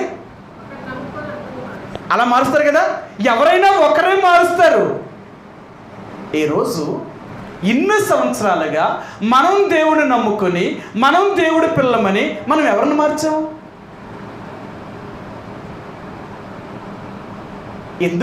ఎందుకు మార్చలేదో తెలుసా? మనం ముందు నువ్వు మారేవా చూసుకో ఒకసారి. నువ్వు మారితే ఎలాంటి వారినైనా మార్చగలవు. బైబిల్ చెప్తున్న మాట, ఇది నా మాట కాదు. సరే మీకు చూపిస్తాను. పేతురు రాసిన మొదటి పత్రిక 3వ అధ్యాయము. పేతురు రాసిన మొదటి పత్రిక 3వ అధ్యాయము 1-2 వచనాలండి. 1-2 వచనాలు. అటువలే స్త్రీలారా, మీరును మీ స్వపురుషులకు లోబడి ఉండుడి. అందువలన వారిలో ఎవరైనాను వాక్యమునకు అవిధేయులైతే వారు భయముతో కూడిన మీ పవిత్ర ప్రవర్తనను చూచి వాక్యము లేకుండానే తమ భార్యల నడవడి వలన రాబట్టబడవచ్చును. బైబిల్ ఎంత స్పష్టంగా చెప్తుంది తెలుసు. ఒకవేళ నీ భర్త కానీ మారు మనసు యొక్క అనుభవంలోనికి లేకుండా ఉంటే భార్య యొక్క నడవడి చేత భర్త మారుతున్నాడు. మనందరం ఎలాంటి వాళ్ళు తెలుసా? లోకంలో ఉన్న భార్యలందరూ కూడా భర్తలు మార్చేస్తారు. పెళ్ళి అయ్యిందంటే ఏం భర్త అయినా మారవలసిందే భార్యకు. ఎలాంటి వారైనా సరే మారకపోతే ఎలా ఉండదు ఇంట్లో? రోజు నరకమే. అర్థమైందా? ఆ ఇల్లు రోజు ఎలాగుంటుందంటే ఇంటికి రాగానే గొడవ మొదలేస్తారు. అందుకని అంటున్నాడు, ఆ ఇల్లు ఎప్పుడూ కూడా మనశ్శాంతితో ఉండదు. కారణం ఏంటో తెలుసా? లోకంలో ఉన్న విషయాలకైతే భర్తల్ని భార్యల్ని ఇంత సాధిస్తున్నవే, మరి ఆత్మీయమైన విషయాల గురించి అదే దేవుడు అంటున్నాడు, ఏది నీకు అది. అందుకనే బైబిల్ చెప్తుంది, నువ్వు మారితే అనేకులు మార్చగలవు. నీ పవిత్ర ప్రవర్తన చూసి వాక్యము లేకుండానే మారిపోతారు.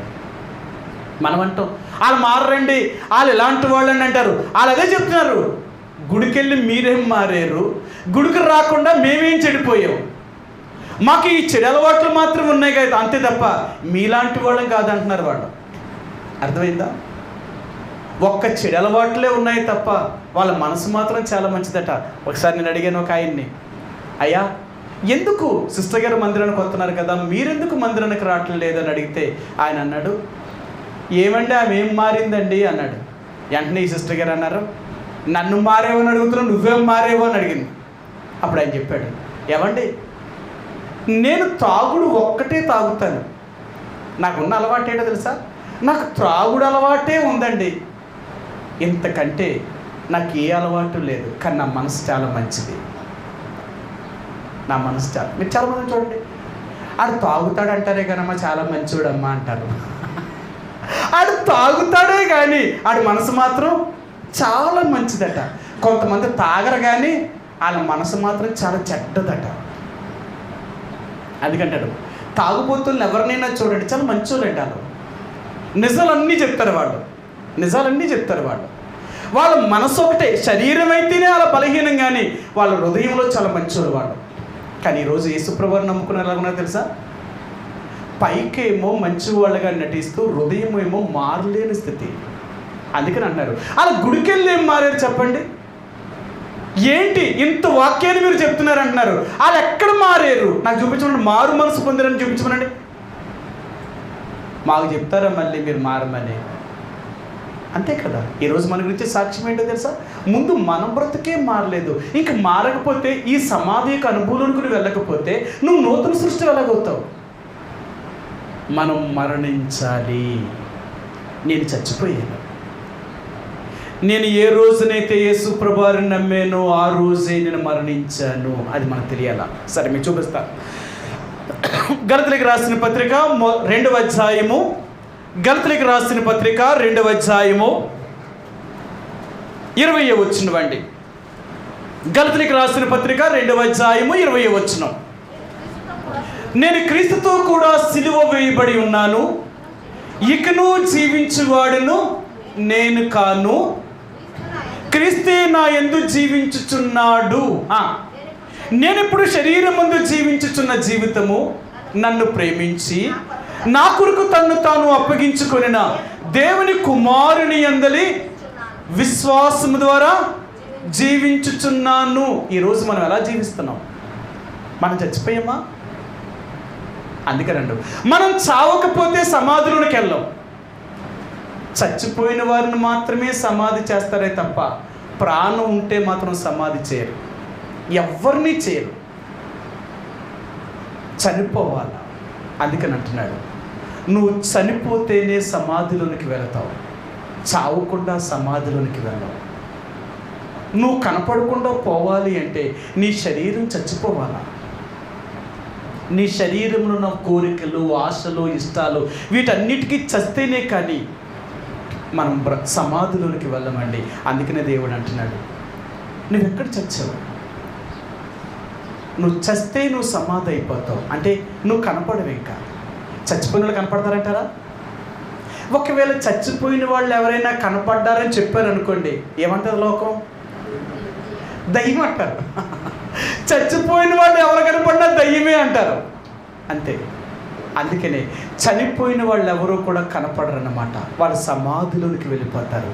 అంటే మనం క్రీస్తులో చనిపోయాము అంటే మనం కనపడకూడదు. మనం కనపడకూడదట. మరి ఎవరు కనపడాలా? మనలో క్రీస్తే కనపడతాడట. నిన్నెవ్వరు చూసినా నిన్ను చూడరట, నీలో క్రీస్తుని చూస్తారట. యేసుప్రభువు అదే మాట చెప్పాడు కదా, నేను చనిపోయిన తర్వాత నాలాంటి వారిని భూమి మీద ఎక్కడైనా పుట్టిస్తాను అన్నాడు. ఓ గోధుమ గింజ భూమిలో పడి చచ్చిపోతే అలాంటి గింజల్ని మీరు ఎక్కడైనా చూడగలరు అన్నాడు. అదే యేసు అంటున్నాడు, నన్ను నమ్ముకున్న వాళ్ళు నాలాగా జీవిస్తారు ఎక్కడున్నా సరే. రూపం మారొచ్చేమో కానీ గుణం ఒకటే. రూపం మారొచ్చేమో గుణం ఒకటే. అదే అంటున్నాడు, మన గుణం ఎలాగుంది?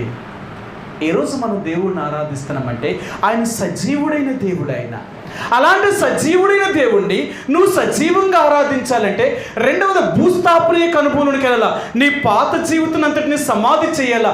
ఆ పాత జీవితమే సమాధి అవ్వకపోతే నువ్వు క్రొత్త వ్యక్తివి కాలేవు, ఒక నూతనమైన సృష్టివి కాలేవు. నూతనమైన సృష్టి అవ్వాలి అంటే నీ పాత జీవితాన్ని సమాధి చేయవలసిందే. ప్రియ సహోదరి సోదరుడా, ఈ ఉదయకాల సమయంలో దేవాతి దేవుడైన యేసు ప్రభువారు మనల్ని ఒక నూతనమైన సృష్టిగా చేయడం కొరకే ఆయన మన కొరకు మరణించారు. యేసు ప్రభువారు మన కొరకు సమాధి చేయబడ్డాడు, మన కొరకే ఆయన లేచాడు. ఏ రోజు నువ్వు దేవుడిని ఆరాధించాలి అంటే, ఈరోజు నువ్వు నేను దేవుని స్తుతించాలి అంటే ఈ 3 అనుభవాలు గుండా యేసు ప్రభువారు మనం తీసుకుని వెళ్ళాడు. వారే దేవుణ్ణి ఆరాధించగలరు. అవును ప్రభువా, నా పాపముల కొరకే నువ్వు మరణించావు, నన్ను ఒక నూతనమైన సృష్టిగా చేయడం కొరకే, నా పాత జీవితాన్ని సమాధి చేయడం కొరకే నువ్వు సమాధి యొక్క అనుభూతికి వెళ్ళావు. ప్రభువా, నన్ను కొత్త సృష్టిగా చేయాలని, ఒక నూతనంగా చేయాలని, ఒక నీతిమంతుడిగా చేయాలని, అనీతిమంతుడైన నన్ను నీతిమంతుడిగా మార్చడం కొరకు నువ్వు సమాధి నుంచి తిరిగి లేచావు. ఈరోజు నేను ఒక కొత్త వ్యక్తిగా నన్ను మార్చావు. అందుకే నీకు నేను కృతజ్ఞతాస్తుతులు చెల్లిస్తున్నాను. నా జీవితంలో ఉన్న ప్రతి చెడుతనం నుండి, ప్రతి పాపం నుండి నన్ను దూరం చేసి, అలాంటి చెడుతనాల నుంచి నన్ను సమాధి యొక్క అనుభవం నుంచి పైకి తీసుకొచ్చి ఈరోజు నన్ను నీ బిడ్డగా నన్ను చేసుకున్నావు. అందుకే నీకు హృదయమారా నేను కృతజ్ఞతాస్తుతులు చెల్లిస్తున్నాను. అందుకనే ఈరోజు మరలా దేవుడు అంటున్నాడు, క్రీస్తు మృతుల్లో నుండి లేచాడట. ఎందుకు లేచాడో తెలుసా? మనల్ని కూడా ఆ స్థితిలోనికి తీసుకువెళ్ళడం కొరకు. ఒక ప్రథమ ఫలముగా యేసు ప్రభువారు సమాధిని గెలిచాడు ఆయన. సరే, చూపిస్తాను. మొదటి కొరింథీయులకు రాసిన పత్రిక 15వ అధ్యాయము. కొరింథీయులకు రాసిన మొదటి పత్రిక 15వ అధ్యాయంలో యేసు ప్రభువారు ఆయన సమాధి నుండి ఆయన లేచి ఆయనకు నూతన సృష్టిగా, ఒక ప్రథమ ఫలముగా ఆయన సమాధి నుండి ఆయన లేచిన వాడిగా ఉంటున్నాడండి. మృతుల్లో నుంచి లేచిన ఆ యేసు ప్రభువారు మన కొరకు ఒక ప్రథమ ఫలముగా లేచాడు అంటున్నాడు ఆయన.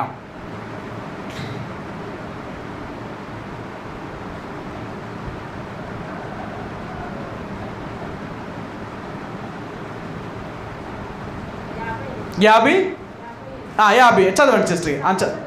సహోదరులారా, నేను చెప్పినది ఏమనగా, కాదండి, కాదు, క్రీస్తు ప్రథమ ఫలముగా మన కొరకు సమాధి నుంచి లేచాడట ఆయన. 17వ వచనమండి, 15:17.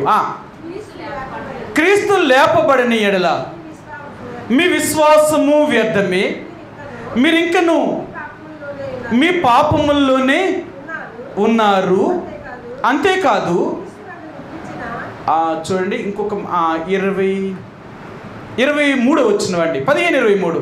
ప్రతి వాడును తన తన వరుసలలోనే బ్రతికింపబడును. ప్రథమ ఫలము క్రీస్తు తరువాత క్రీస్తు వచ్చినప్పుడు ఆయన వారు బ్రతికింపబడుదురు. సరే, ఆయన అంటాడు క్రీస్తు ప్రథమ ఫలముగా మన కొరకు సమాధి నుంచి తిరిగి లేచాడు. ఆయన ఈ రోజున దేవుడు నిన్ను నన్ను కూడా ఒక నూతనమైన వ్యక్తిగా, ఒక నూతన సృష్టిగా చేయడం కొరకే ఒక ప్రథమ ఫలముగా యేసు ప్రభువారు సమాధుల నుంచి లేచినారు. కాబట్టి ఈ రోజున యేసు ప్రభువారిని అంగీకరించిన నీవు నేను కూడా ఆ ప్రభువుని ఆరాధించాలి అంటే ఒక నూతనమేంగా ప్రథమ ఫలముగా సమాధి యొక్క అనుభవముల నుంచి మనం లేపబడాలా. అందుకని అంటున్నాడు ఈ రోజున దేవాతి దేవుడు సమాధిలో నుంచి నిన్ను నన్ను ఆయన విడిపించిన విధానము, లేక ఆయన లేపిన విధానము జ్ఞాపకం చేస్తున్నాడు. అందుకని అంటాడు యేసు ప్రభువారిని సమాధిని పెద్ద రాయి వేసి దాని ఇనుప సంఖ్యలతో బిగించి యేసుని లేవకుండా చేయాలనుకున్నారు. కానీ సమాధిని కూడా యేసు ప్రభువారు తిరిగి జయించాడు. ఆయన ఈ లోకంలో ఏది కూడా బంధించలేకపోయింది. ఈ రోజున దేవుడు అంటున్నాడు యేసు ప్రభువారిని అంగీకరించిన నీవు నేను కూడా సజీవుడిగా నువ్వు లేవాలి అంటే ఈ సమాధి యొక్క అనుభవం నుంచి బయటకు వచ్చావా? ఈ సమాధి ఇంకా మనల్ని మూసివేసే ఉంచింది. ఒకవేళ దేవుడు అంటున్నాడు ఇంకా నువ్వు సమాధి యొక్క అనుభవం నుంచి బయటికి రాకపోతే, ఆ పాపం అనే దాంట్లో నుంచి నువ్వు బయటికి రాకపోతే అది ఇంకా నిన్ను మూసివేసే ఉంచుతుంది. అది ఇంకా నిన్ను పాపములోనే బంధించగలుగుతుంది. అందుకనే ఈ పాప బంధకాల నుంచి విడుదల పొందడం కొరకే దేవాతి దేవుడైన యేసు ప్రభువారు నిన్ను నన్ను కూడా ఆ సమాధి యొక్క అనుభవంలో నుంచి తీసుకొచ్చాడు. అందుకనే ఈరోజు నువ్వు నేను కూడా యేసు ప్రభువారిని ఆరాధించేవారుగా, స్తుతించేవారుగా, ఆయన మహిమపరిచేవారుగా దేవుడు మనల్ని చేశాడు. కాబట్టి దేవుని బిడ్డలారా, ఈరోజు నువ్వు నేను కూడా దేవుణ్ణి ఆరాధించాలంటే సజీవము, జీవము కలిగిన వారము, వెలిగించబడిన వారము, ఒక క్రొత్త సృష్టిగా చేయబడిన వారము. యేసు ప్రభువారు మనందరినీ కూడా ఒక నూతనమైన సృష్టిగా చేశాడు. ఆయన ఈ అనుభవంలోనికి నువ్వు నేను వచ్చుంటే ప్రభువుని ఆరాధించు. నువ్వు చెప్పే 2 మాటలైనా సరే నీ జీవితాన్నే కదిలించగలుగుతాయి. ఎప్పుడైతే ఈ అనుభవం గుండా మనం వెళ్ళామో దేవుడు నిజంగా మన ఆరాధన అంగీకరించడమే కాక ఆయనకి తగినట్లుగా జీవించగలుగుతారు. అందుకనే బైబిల్ గ్రంథంలో యేసు ప్రభువారు సజీవుడు, ఆయన సమాధిని గెలిచినవాడు అంటే మన జీవితాన్ని కూడా గెలిచినవాడు. ఆయన పాప బంధకాల నుంచి విడిపించాడు. ఆయన పాత జీవితం నుంచి మనల్ని విడిపించాడు. ఆయన ఒక క్రొత్త జీవితాన్ని మనకు అనుగ్రహించాడు. ఇప్పుడు మనం అందరము నూతనమైన సృష్టిగా చేయబడిన వారము. అందుకని అంటాడు దావీదు కీర్తనలో దావీదు మహారాజు 88వ కీర్తనలో ఒక మాటను ఆయన చెప్తాడు. మీకు చూపిస్తాను. కీర్తన గ్రంథము 88వ కీర్తన గ్రంథము 88వ కీర్తనలో దావీదు మహారాజు దేవుణ్ణి ఏ రీతిగా ఆయన స్తుతిస్తూ ఆయన ఆరాధిస్తూ వచ్చాడో ఆ విషయాన్ని దావీదు మహారాజు ఆ విషయాన్ని జ్ఞాపకం చేసిన విషయాన్ని జ్ఞాపకం చేస్తాను. 88వ కీర్తన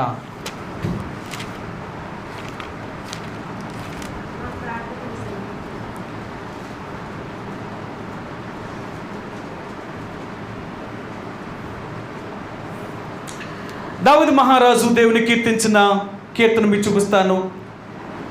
88వ అధ్యాయం 11 వచ్చినవండి. 88:11 సమాధిలో నీ కృపను ఎవరైనను వివరింతురా, నాశన కోపములో నీ విశ్వాసతను ఎవరైనా చెప్పుకుందురా. ఆయన అంటున్నాడు. ఆయన ఏమంటాడంటే సమాధులలో నీ కృపను ఎవరైనను వివరింతురా. సమాధులలో నీ కృపను ఎవరు వివరిస్తారు? వివరించలేరు. నువ్వు సమాధి యొక్క అనుభవం నుంచి బయటకు వస్తేనే వివరించగలవు. అందుకని అంటాను యేసు ప్రభువారిని ఎవరు వర్ణిస్తారట తెలుసా? వర్ణించాలి అంటే ఆయన గురించి తెలుసుకొని ఉండాలి. అంతేనా? ఇప్పుడు ఒకసారి చెప్పాను మీకు, ఓ గుడ్డివాడి దగ్గరకు ఒక ఏనుగుని తీసుకొచ్చి ఏనుగు ఎలాగుందరా అని అడిగాడట. గుడ్డోడికి ఏనుగు ఎలాగుందంటే ఏం చెప్తాడు? తడిమి చూస్తాడు. ఆడికి తడిమితే ఆడికి చెవి దొరికిందంట. చెవి అంతా తడిమితే ఏనుగు చెవి చిన్నదా? చాలా పెద్దది. కాబట్టి ఇడు అన్నాడట, ఏనుగంతా ఒక శాట వలే ఉంది అన్నాడట. గుడ్డోడు కదా. కళ్ళున్నవాడికైతే ఏనుగు ఎలాగుంది అని చెప్తాడు, కానీ కళ్ళు లేనివాడు అలా చెప్తాడు. ఈరోజు నీ యేసు ప్రభువారు ఎవరని నువ్వు చెప్పగలుగుతావు?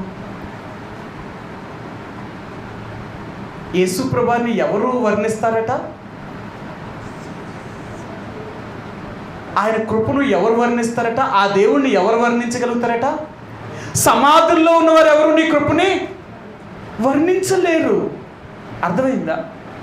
ఏంటి సమాధి? ఇప్పుడు చెప్పాను కదా, నువ్వు ఇంకా పాపములోనే ఉంటే యేసుప్రభు నీకు అర్థం కాడు. అందుకని అంటాడు, యేసుప్రభుని ఎవరు వర్ణించగలరో తెలుసా?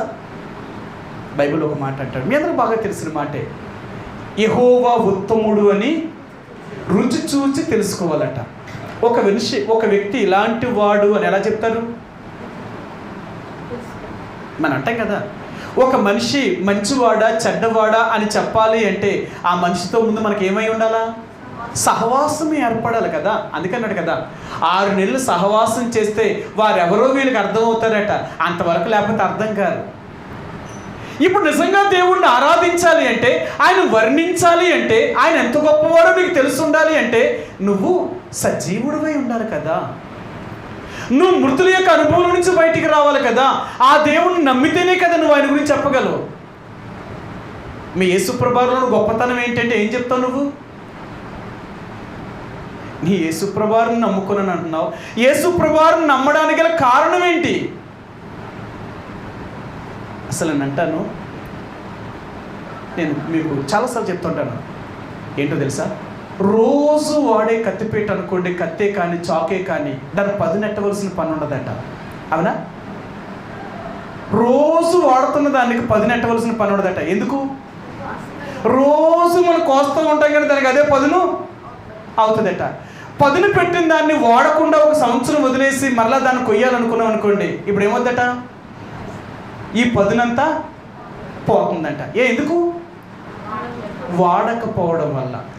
అంతేనా? వాడకపోవడం వల్ల. నిజంగా యేసుప్రభు జీవం నీకు ఎలా వస్తుందో తెలుసా? నువ్వు రోజు యేసుప్రభు గురించి చెప్పడం వల్ల నీలో జీవం ఎక్కువ అవుతుందన్నమాట. నువ్వు నిజంగా యేసుప్రభు గురించి ఎవరికైనా నువ్వు ప్రతిరోజు సువార్తను చెప్తున్నావు అనుకోండి, చెప్పే కొలది నువ్వు ఎలాగైపోతావు తెలుసా? ఇంకా నీలో పదును, అంటే దేవుడు వాక్యాన్ని తెలుసుకునే శక్తి, దేవుడి గురించి జీవించేవాడు, ఆయన ఎంత గొప్పవాడో నీకు అర్థమవుతూ ఉంటుంది. మేము సువార్తకి వెళ్ళేవాళ్ళం అనమాట. హాస్పిటల్ సువార్తకి వెళ్ళేటప్పుడు అందరూ రోగులే. కాకినాడ పెద్ద హాస్పిటల్లో అందరూ పేషెంట్ల దగ్గర ఉన్న వాళ్ళందరూ కూడా ఆ బాధను భరించేవాళ్ళే. వాళ్ళకి వెళ్ళి యేసుప్రభు గురించి చెప్పు, ఎన్ని మాట్లాడతారు తెలుసా? కొంతమంది ఒకలా మాట్లాడతారు, కొంతమంది ఇంకొకలా మాట్లాడతారు. ఎలాంటి మాట్లాడేవారు? ఆ దేవుడే ఉంటే మాకెందుకు వస్తుంది బాబు ఈ బాధలు? మేమేదో బాధలు పడుతూ ఉంటే మాకు దేవుడి గురించి చెప్తానంటే పెట్టి, మాకు ఆ దేవుడు అక్కర్లేదు, మేము పడుతున్న బాధలే మాకు ఎక్కువ ఉన్నాయి. ఇలా మాట్లాడినిచ్చేవారు కదా. ఇంకా ప్రభువా, సువార్త చెప్పడానికి నా హాస్పిటల్కి వెళ్తే వాళ్ళేమో ఇలాంటి కష్టాలు చెప్తే మేమే సువార్త చెప్పగలం. అందుకని సువార్త చెప్పాలి అంటే ముందు వాళ్ళతో నువ్వు కలిసిపోవాలా, వాళ్ళతో నువ్వు మైకం అవ్వాలా. వాళ్ళ బాధను నువ్వు బాధగా తీసుకున్నప్పుడే వాళ్ళు నీ మాట వినగలరు. మీకు తెలుసు కదా, సువార్తను ప్రకటించడం కొరకు, యేసుప్రభువారి గురించి చెప్పడం కొరకు కొన్ని లక్షల కోట్ల మందిని చంపేశారు. ఎందుకు చంపేశారో తెలుసా? దేవుణ్ణి ఎరగిన మనుషులు, దేవుణ్ణి ఎరిగిన బిడ్డ వాళ్ళ మధ్యకి వెళితే ఆ వ్యక్తిని చేరనిస్తారా? చేరనివ్వరు కదా. నువ్వెవడవో ఎక్కడి నుంచో వచ్చి మాకు నువ్వు చెప్తున్నావేంటి అని వాళ్ళు చంపేసేవారు. అందుకని వీళ్ళ ముందు ఎలాగెళ్ళేవారు తెలుసా? యేసుప్రభు వారి గురించి చెప్పాలంటే వీళ్ళు యేసుని ఎరగిన వారిగానే వెళ్ళేవారు. వెళ్ళి వాళ్ళతో పాటు కలిసి, వాళ్ళతో పాటు తిరిగి, వాళ్ళలాగే వీళ్ళు కూడా జీవిస్తూ కొంతకాలమైన తర్వాత అప్పుడు క్రీస్తుని వీళ్ళకి ప్రకటించడం మొదలుపెట్టారు. ఊరికినే యేసుప్రభువారు ప్రపంచానికి అందలేదండి. మీరందరికీ తెలుసు కదా, ఈనాడు మాట్లాడితే అమెరికా దేవుడు అమెరికా దేవుడు అని చెప్తున్నారు. కానీ నిజంగా యేసుప్రభు వారు అమెరికా దేవుడు అంటారా? మరి యేసుప్రభు ఎవరికి దేవుడు? ఎవరికి దేవుడు యేసు? అమెరికాకి దేవుడు కాదు. నిజంగా మీరు చూస్తే ఇజ్రాయేల్ దేశంలో పుట్టాడు ఆయన. అమెరికాలో పుట్టలేదు యేసు ప్రభు. ఎక్కడో పాలస్తీనా దేశంలో ఇజ్రాయేల్ దేశంలో పుట్టాడు. మరి ఇజ్రాయేల్ దేశంలో పుట్టిన ఆ దేవుడిని అమెరికా దేవుడు ఎందుకు అంటున్నారు?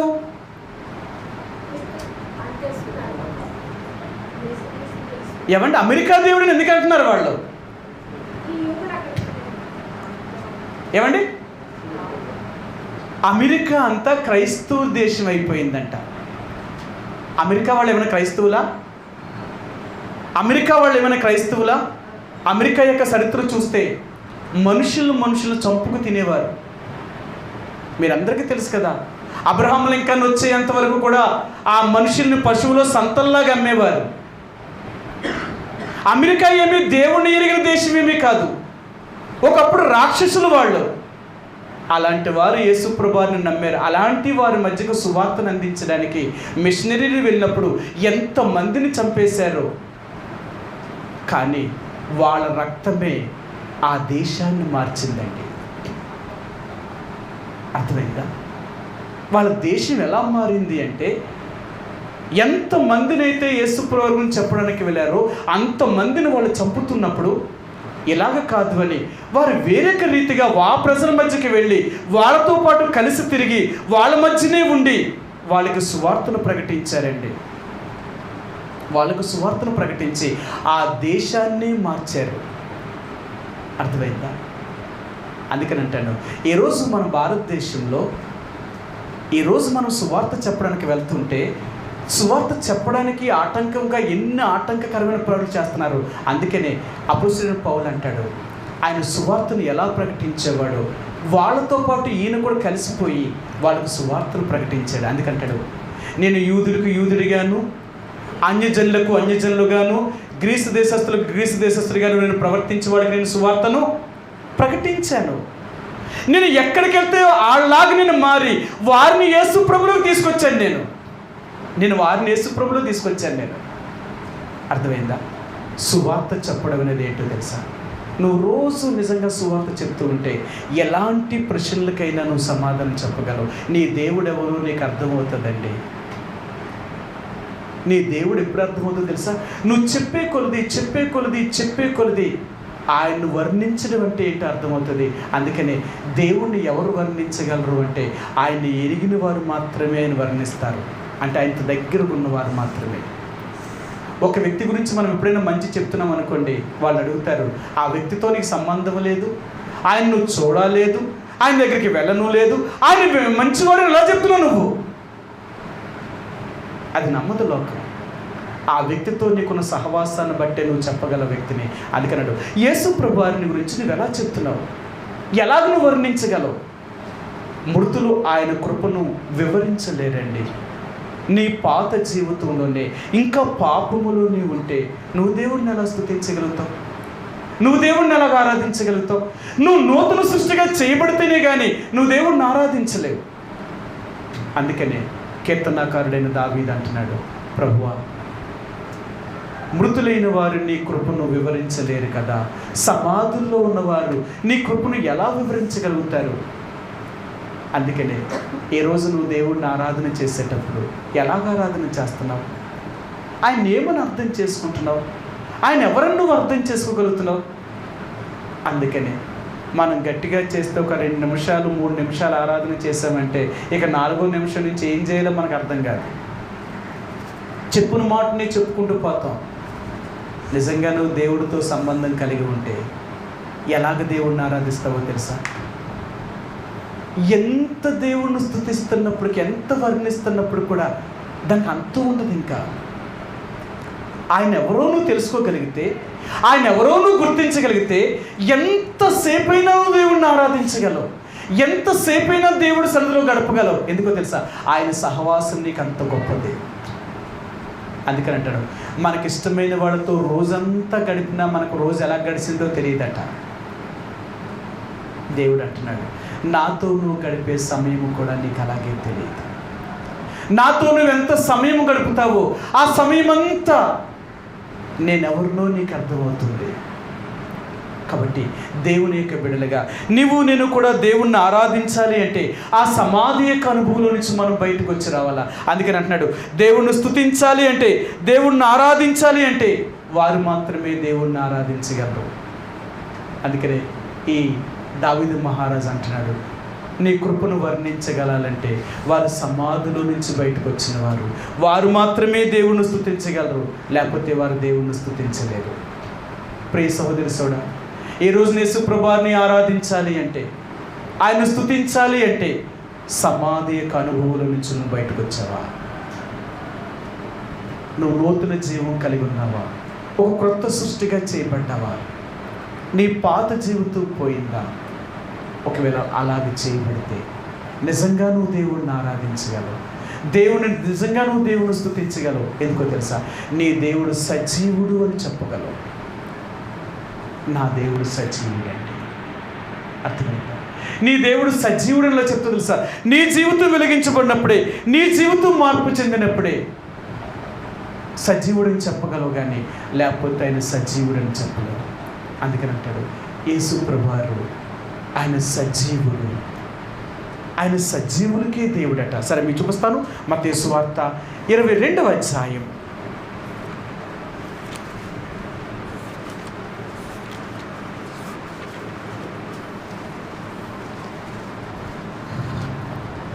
33వ వచనం అండి. 22:33 వచనం. మత్తయి సువార్త 22వ అధ్యాయము 33వ వచనం అండి.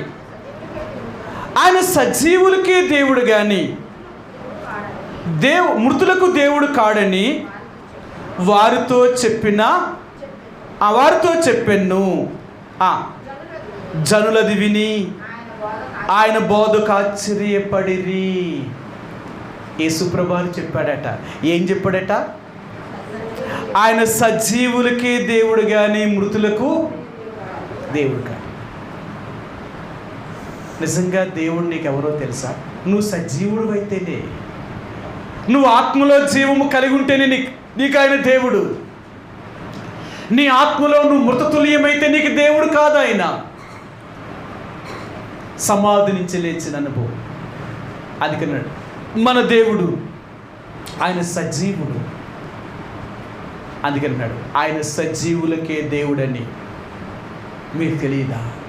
ఆయన మృతులకు దేవుడు కాదు, ఆయన సజీవులకు దేవుడు. ఈరోజు నీకు నాకు ఆయన దేవుడు అని చెప్తావా? ఆయన నీకు దేవుడైతే నువ్వు జీవం కలిగి ఉన్నావా? అందుకని అన్నాడు మన దేవుడు సజీవుడు కాబట్టి ఆయన మృతులలో నుండి తిరిగి లేచినాడు. ఆయన సమాధి యొక్క అనుభవం నుంచి బయటకు వచ్చాడు. ఆయన దేవుడు అంటున్నాడు మనము కూడా అలాంటి అనుభవంలోనికి వెళ్ళాలని ప్రభువు కోరుతున్నాడు. రెండో మాట మీకు చూపిస్తాను.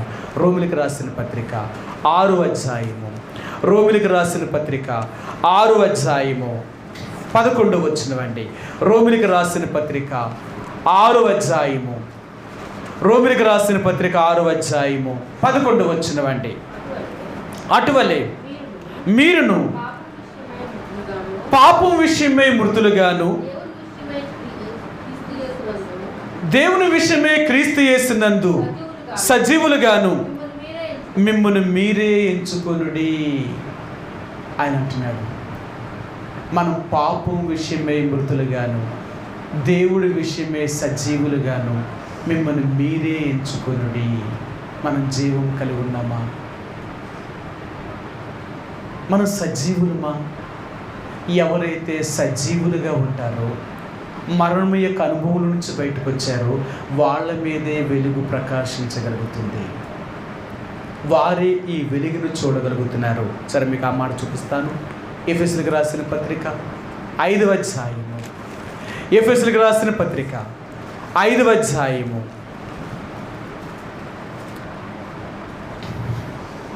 14వ వచనమండి.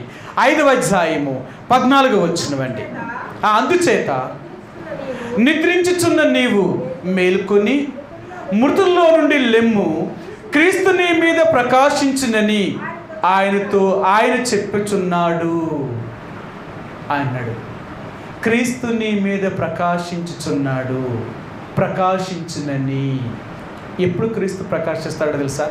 నిద్రించుచున్న నీవు మేలుకొని మృతుల్లో నుండి లేమో, నీ సమాధి యొక్క అనుభవంలో నుంచి బయటికి రా. నీ పాత జీవితానికి స్వస్తి చెప్పు. నీ పాత జీవితాన్ని విడిచిపెట్టే. యేసు ప్రభువుని నమ్ముకున్న తర్వాత నీ పాత జీవితం నుంచి నువ్వు బయటికి రాకపోతే, నువ్వు నూతన సృష్టిగా చేయబడకపోతే ఆయన వెలుగు నీ మీదకి రాదు. ఆయన వెలుగు నీ మీదకి రావాలి అంటే నువ్వు నూతన సృష్టిగా చేయబడాలా. అందుకనే ఆయన చనిపోయిన వారందరూ, అంటే మృతులైన వారిని అందరినీ సజీవులుగా చేయగలుగుతున్నాడు. ఆయన మన దేవుడు సజీవుడు. ఆయన సమాధి యొక్క అనుభవం నుంచి బయటకు వచ్చినవాడు. సరే, యేసు ప్రభువారి దేవుడు సజీవులకు దేవుడు. సరే, మీకు ఇంకో మాట కూడా చూపిస్తాను. రోమిలికి రాసిన పత్రిక మొదటి అధ్యాయము, రోమిలికి రాసిన పత్రిక మొదటి అధ్యాయము అంటే 2 నుంచి మొదటి నుంచి 6, 7 వచనాలు కలిసి ఉన్నాయి. అయితే నేను ఒక మాట చూపిస్తాను. ఇది 6వ వచనం, అంటే అది ఎక్కడి నుంచి ఉందో మీకు చూపిస్తాను. 6వ వచనం, అది ఆ మాట ఎక్కడుందో మీకు చూపిస్తాను. ఈ మాటల్లో చూడండి. యేసుక్రీస్తు శరీరమును బట్టి దావీదు సంతానముగాను ఉందా? కనిపించిందా? సరే చూడండి, అక్కడి నుంచి చదవండి. యేసుక్రీస్తు శరీరమును బట్టి దావీదు సంతానముగాను మృతులలో నుండి పునరుత్థానుడైనందున పరిశుద్ధమైన ఆత్మను బట్టి దేవుని కుమారునిగాను ప్రభావముతో నిరూపింపబడెను. ఆయన దేవుని కుమారుడని నిరూపించబడ్డాడట. ఎలా నిరూపించబడ్డాడట? సమాధిలో నుండి తిరిగి లేపడం వల్ల. అర్థమైందా? సమాధిని తిరిగి జయించడం వల్ల. అదే దేవుడు అంటున్నాడు, నువ్వు నా బిడ్డవని ఎప్పుడు చెప్పడం తెలుసా? సమాధి యొక్క అనుభవం నుంచి బయటికి రావడం వల్ల. నువ్వు క్రొత్త సృష్టిగా చేయబడినప్పుడే ఈ అనుభవానికి వస్తావు. అప్పుడే నువ్వు నా బిడ్డవని రుజువు చేయగలుగుతావు. లోకం నిన్ను ఎలా గుర్తిస్తావు తెలుసా? నువ్వు దేవుని బిడ్డవని సమాధి యొక్క అనుభవం నుంచి, అంటే పాపం అనే అనుభవం నుంచి నువ్వు బయటకు వచ్చాను. నువ్వు కొత్త సృష్టిగా చేయబడాలా. అందుకని ఈరోజు దేవుడు అంటున్నాడు, నేను ఎందుకు సమాధి నుంచి తిరిగి లేచానో తెలుసా? నిన్ను ఒక నూతనమైన వ్యక్తిగా చేయాలని, లోకానికి కొత్త సృష్టిగా చేయాలని. నేను దేవుని కుమారుని ఎలాగైతే నిరూపించుకోగలిగానో, నిన్ను కూడా దేవుని బిడ్డవారు అలాగే నిరూపిస్తాను నేను. ఎందుకో తెలుసా? నువ్వు పాపం నుంచి విజయాన్ని సాధించిన వ్యక్తివి. పాపం మీద విజయాన్ని సాధించవు. నువ్వు దేవుని బిడ్డవి. ఈరోజు లోకం నిన్ను గురించి అటువంటి సాక్ష్యం ఇవ్వాలి. కాబట్టి దేవుణ్ణి ఆరాధించే ముందుగా, దేవుణ్ణి స్తుతించే ముందుగా, దేవుడు నిన్ను నన్ను కూడా మన పాపముల కొరకు మరణించి మన పాత జీవితాన్ని సమాధి చేసి ఒక క్రొత్త సృష్టిగా దేవుడు నిన్ను నన్ను చేయడం కొరకే, మనందరినీ దేవుడు ఒక నూతనమైన వారిగా చేయడం కొరకే ఆయన సమాధి నుంచి తిరిగి లేచాడు. ఈరోజు యేసు ప్రభువారు నీకు ఎలాగ అర్థమయ్యాడు? ఆయన ఎందుకు సమాధిలోనికి వెళ్ళాడు? ఆయన ఎందుకు సమాధి నుంచి తిరిగి మళ్ళీ బయటకు వచ్చాడు? ఆయన నిన్ను నన్ను అలాంటి అనుభవంలోకి తీసుకురావాలని, అలా ఒక నూతన సృష్టిగా, ఒక క్రొత్త సృష్టిగా చేయాలని. అందుకే దేవుడు అంటున్నాడు, నేను సమాధిలో నుంచి ఎందుకు లేచానంటే ప్రథమ ఫలముగా అందుకే లేచాను. నేను ప్రథమ ఫలముగా లేచింది ఎందుకంటే నిన్ను ఒక నూతన సృష్టిగా చేయాలని నేను ప్రథమ ఫలమునయ్యాను. కాబట్టి దేవుని యొక్క బిడ్డలుగా నీవు నేను దేవుణ్ణి ఆరాధించే ముందుగా ఈరోజు దేవుడు అంటున్నాడు, నేను అందుకే సజీవుడిని. నేను సజీవుడిగా ఎలాగైతే ఉన్నానో నిన్ను కూడా అలాగ సజీవుడిగా చేసి ఎప్పుడు నన్ను ఆరాధించాలని, నిన్ను కనపరచాలని నేను ఆ పాత జీవితం నుంచి విడుదల చేశాను. ఇప్పుడు నువ్వు కొత్త సృష్టివి. దేవుడు నిన్ను ఎలాగ మార్చాడు? అవును ప్రభువా, ఒకప్పుడు నా స్థితి ఏంటి? ఒకప్పుడు నా జీవితం ఏంటి? ఈరోజు నేను ఎలాగ మార్పు చెందాను? ఈరోజు నేను ఎలాగ ఉన్నాను? ఇలాగ ఉన్నాను అంటే ఇదంతా నీదే కదా. అందుకే ప్రభువా, నా జీవితాన్ని మార్చి రక్షించావు, ఒక కొత్త సృష్టిగా చేసావు, సమాధి యొక్క అనుభవంలో నుంచి బయటికి తీసుకొచ్చావు. నీకు వందనాల తండ్రి అని ఈరోజు మనం ప్రభువుని ఆరాధిస్తామండి. ఆ రీతిగా కొద్ది క్షణాలు ఆ ప్రభువుని నా జీవితంలో చేసిన కార్యాన్ని తలంచుకుంటూ ఆయన సజీవుడైనలాగా మనల్ని కూడా సజీవులుగా చేశాడు. మృతుల్లో సమాధుల్లో ఉన్నవారు ఆయన కృపను వర్ణించలేరు. ప్రభువా, ఆ సమాధి యొక్క అనుభవం నుంచి బయటికి తీసుకొచ్చావు. మృతుల్ని ఎలాగో స్తుతించగలరు? అవును, ఒకప్పుడు నేను కూడా మృతమైన వాడిని, ఒకప్పుడు నేను ఇలాంటి జీవితాన్ని కలిగిన వ్యక్తిని. నన్ను రక్షించి సమాధి యొక్క అనుభవం నుంచి బయటికి తీసుకొచ్చి నీ బిడ్డగా నన్ను చేసినందుకు నీకు హృదయమారా కృతజ్ఞతాస్తుతులు చెల్లిస్తున్నానని ఆ ప్రభువుని కొంత సమయం మనం ఆరాధించుకుందామండి. ఆ రీతిగా కొద్ది సమయం దేవుని యొక్క సన్నిధిలో ఒకరి తర్వాత ఒకరు ప్రభు మన జీవితంలో చేసిన మేలును తలంచుకుంటూ ఆ ప్రభువుని ఆరాధించుకుంటారండి. ఆ రీతిగా ఆరాధన చేసేవారు అందరికీ వినిపించేలాగా బిగ్గరగా ఆరాధన చేయడానికి ప్రయత్నం చేయండి.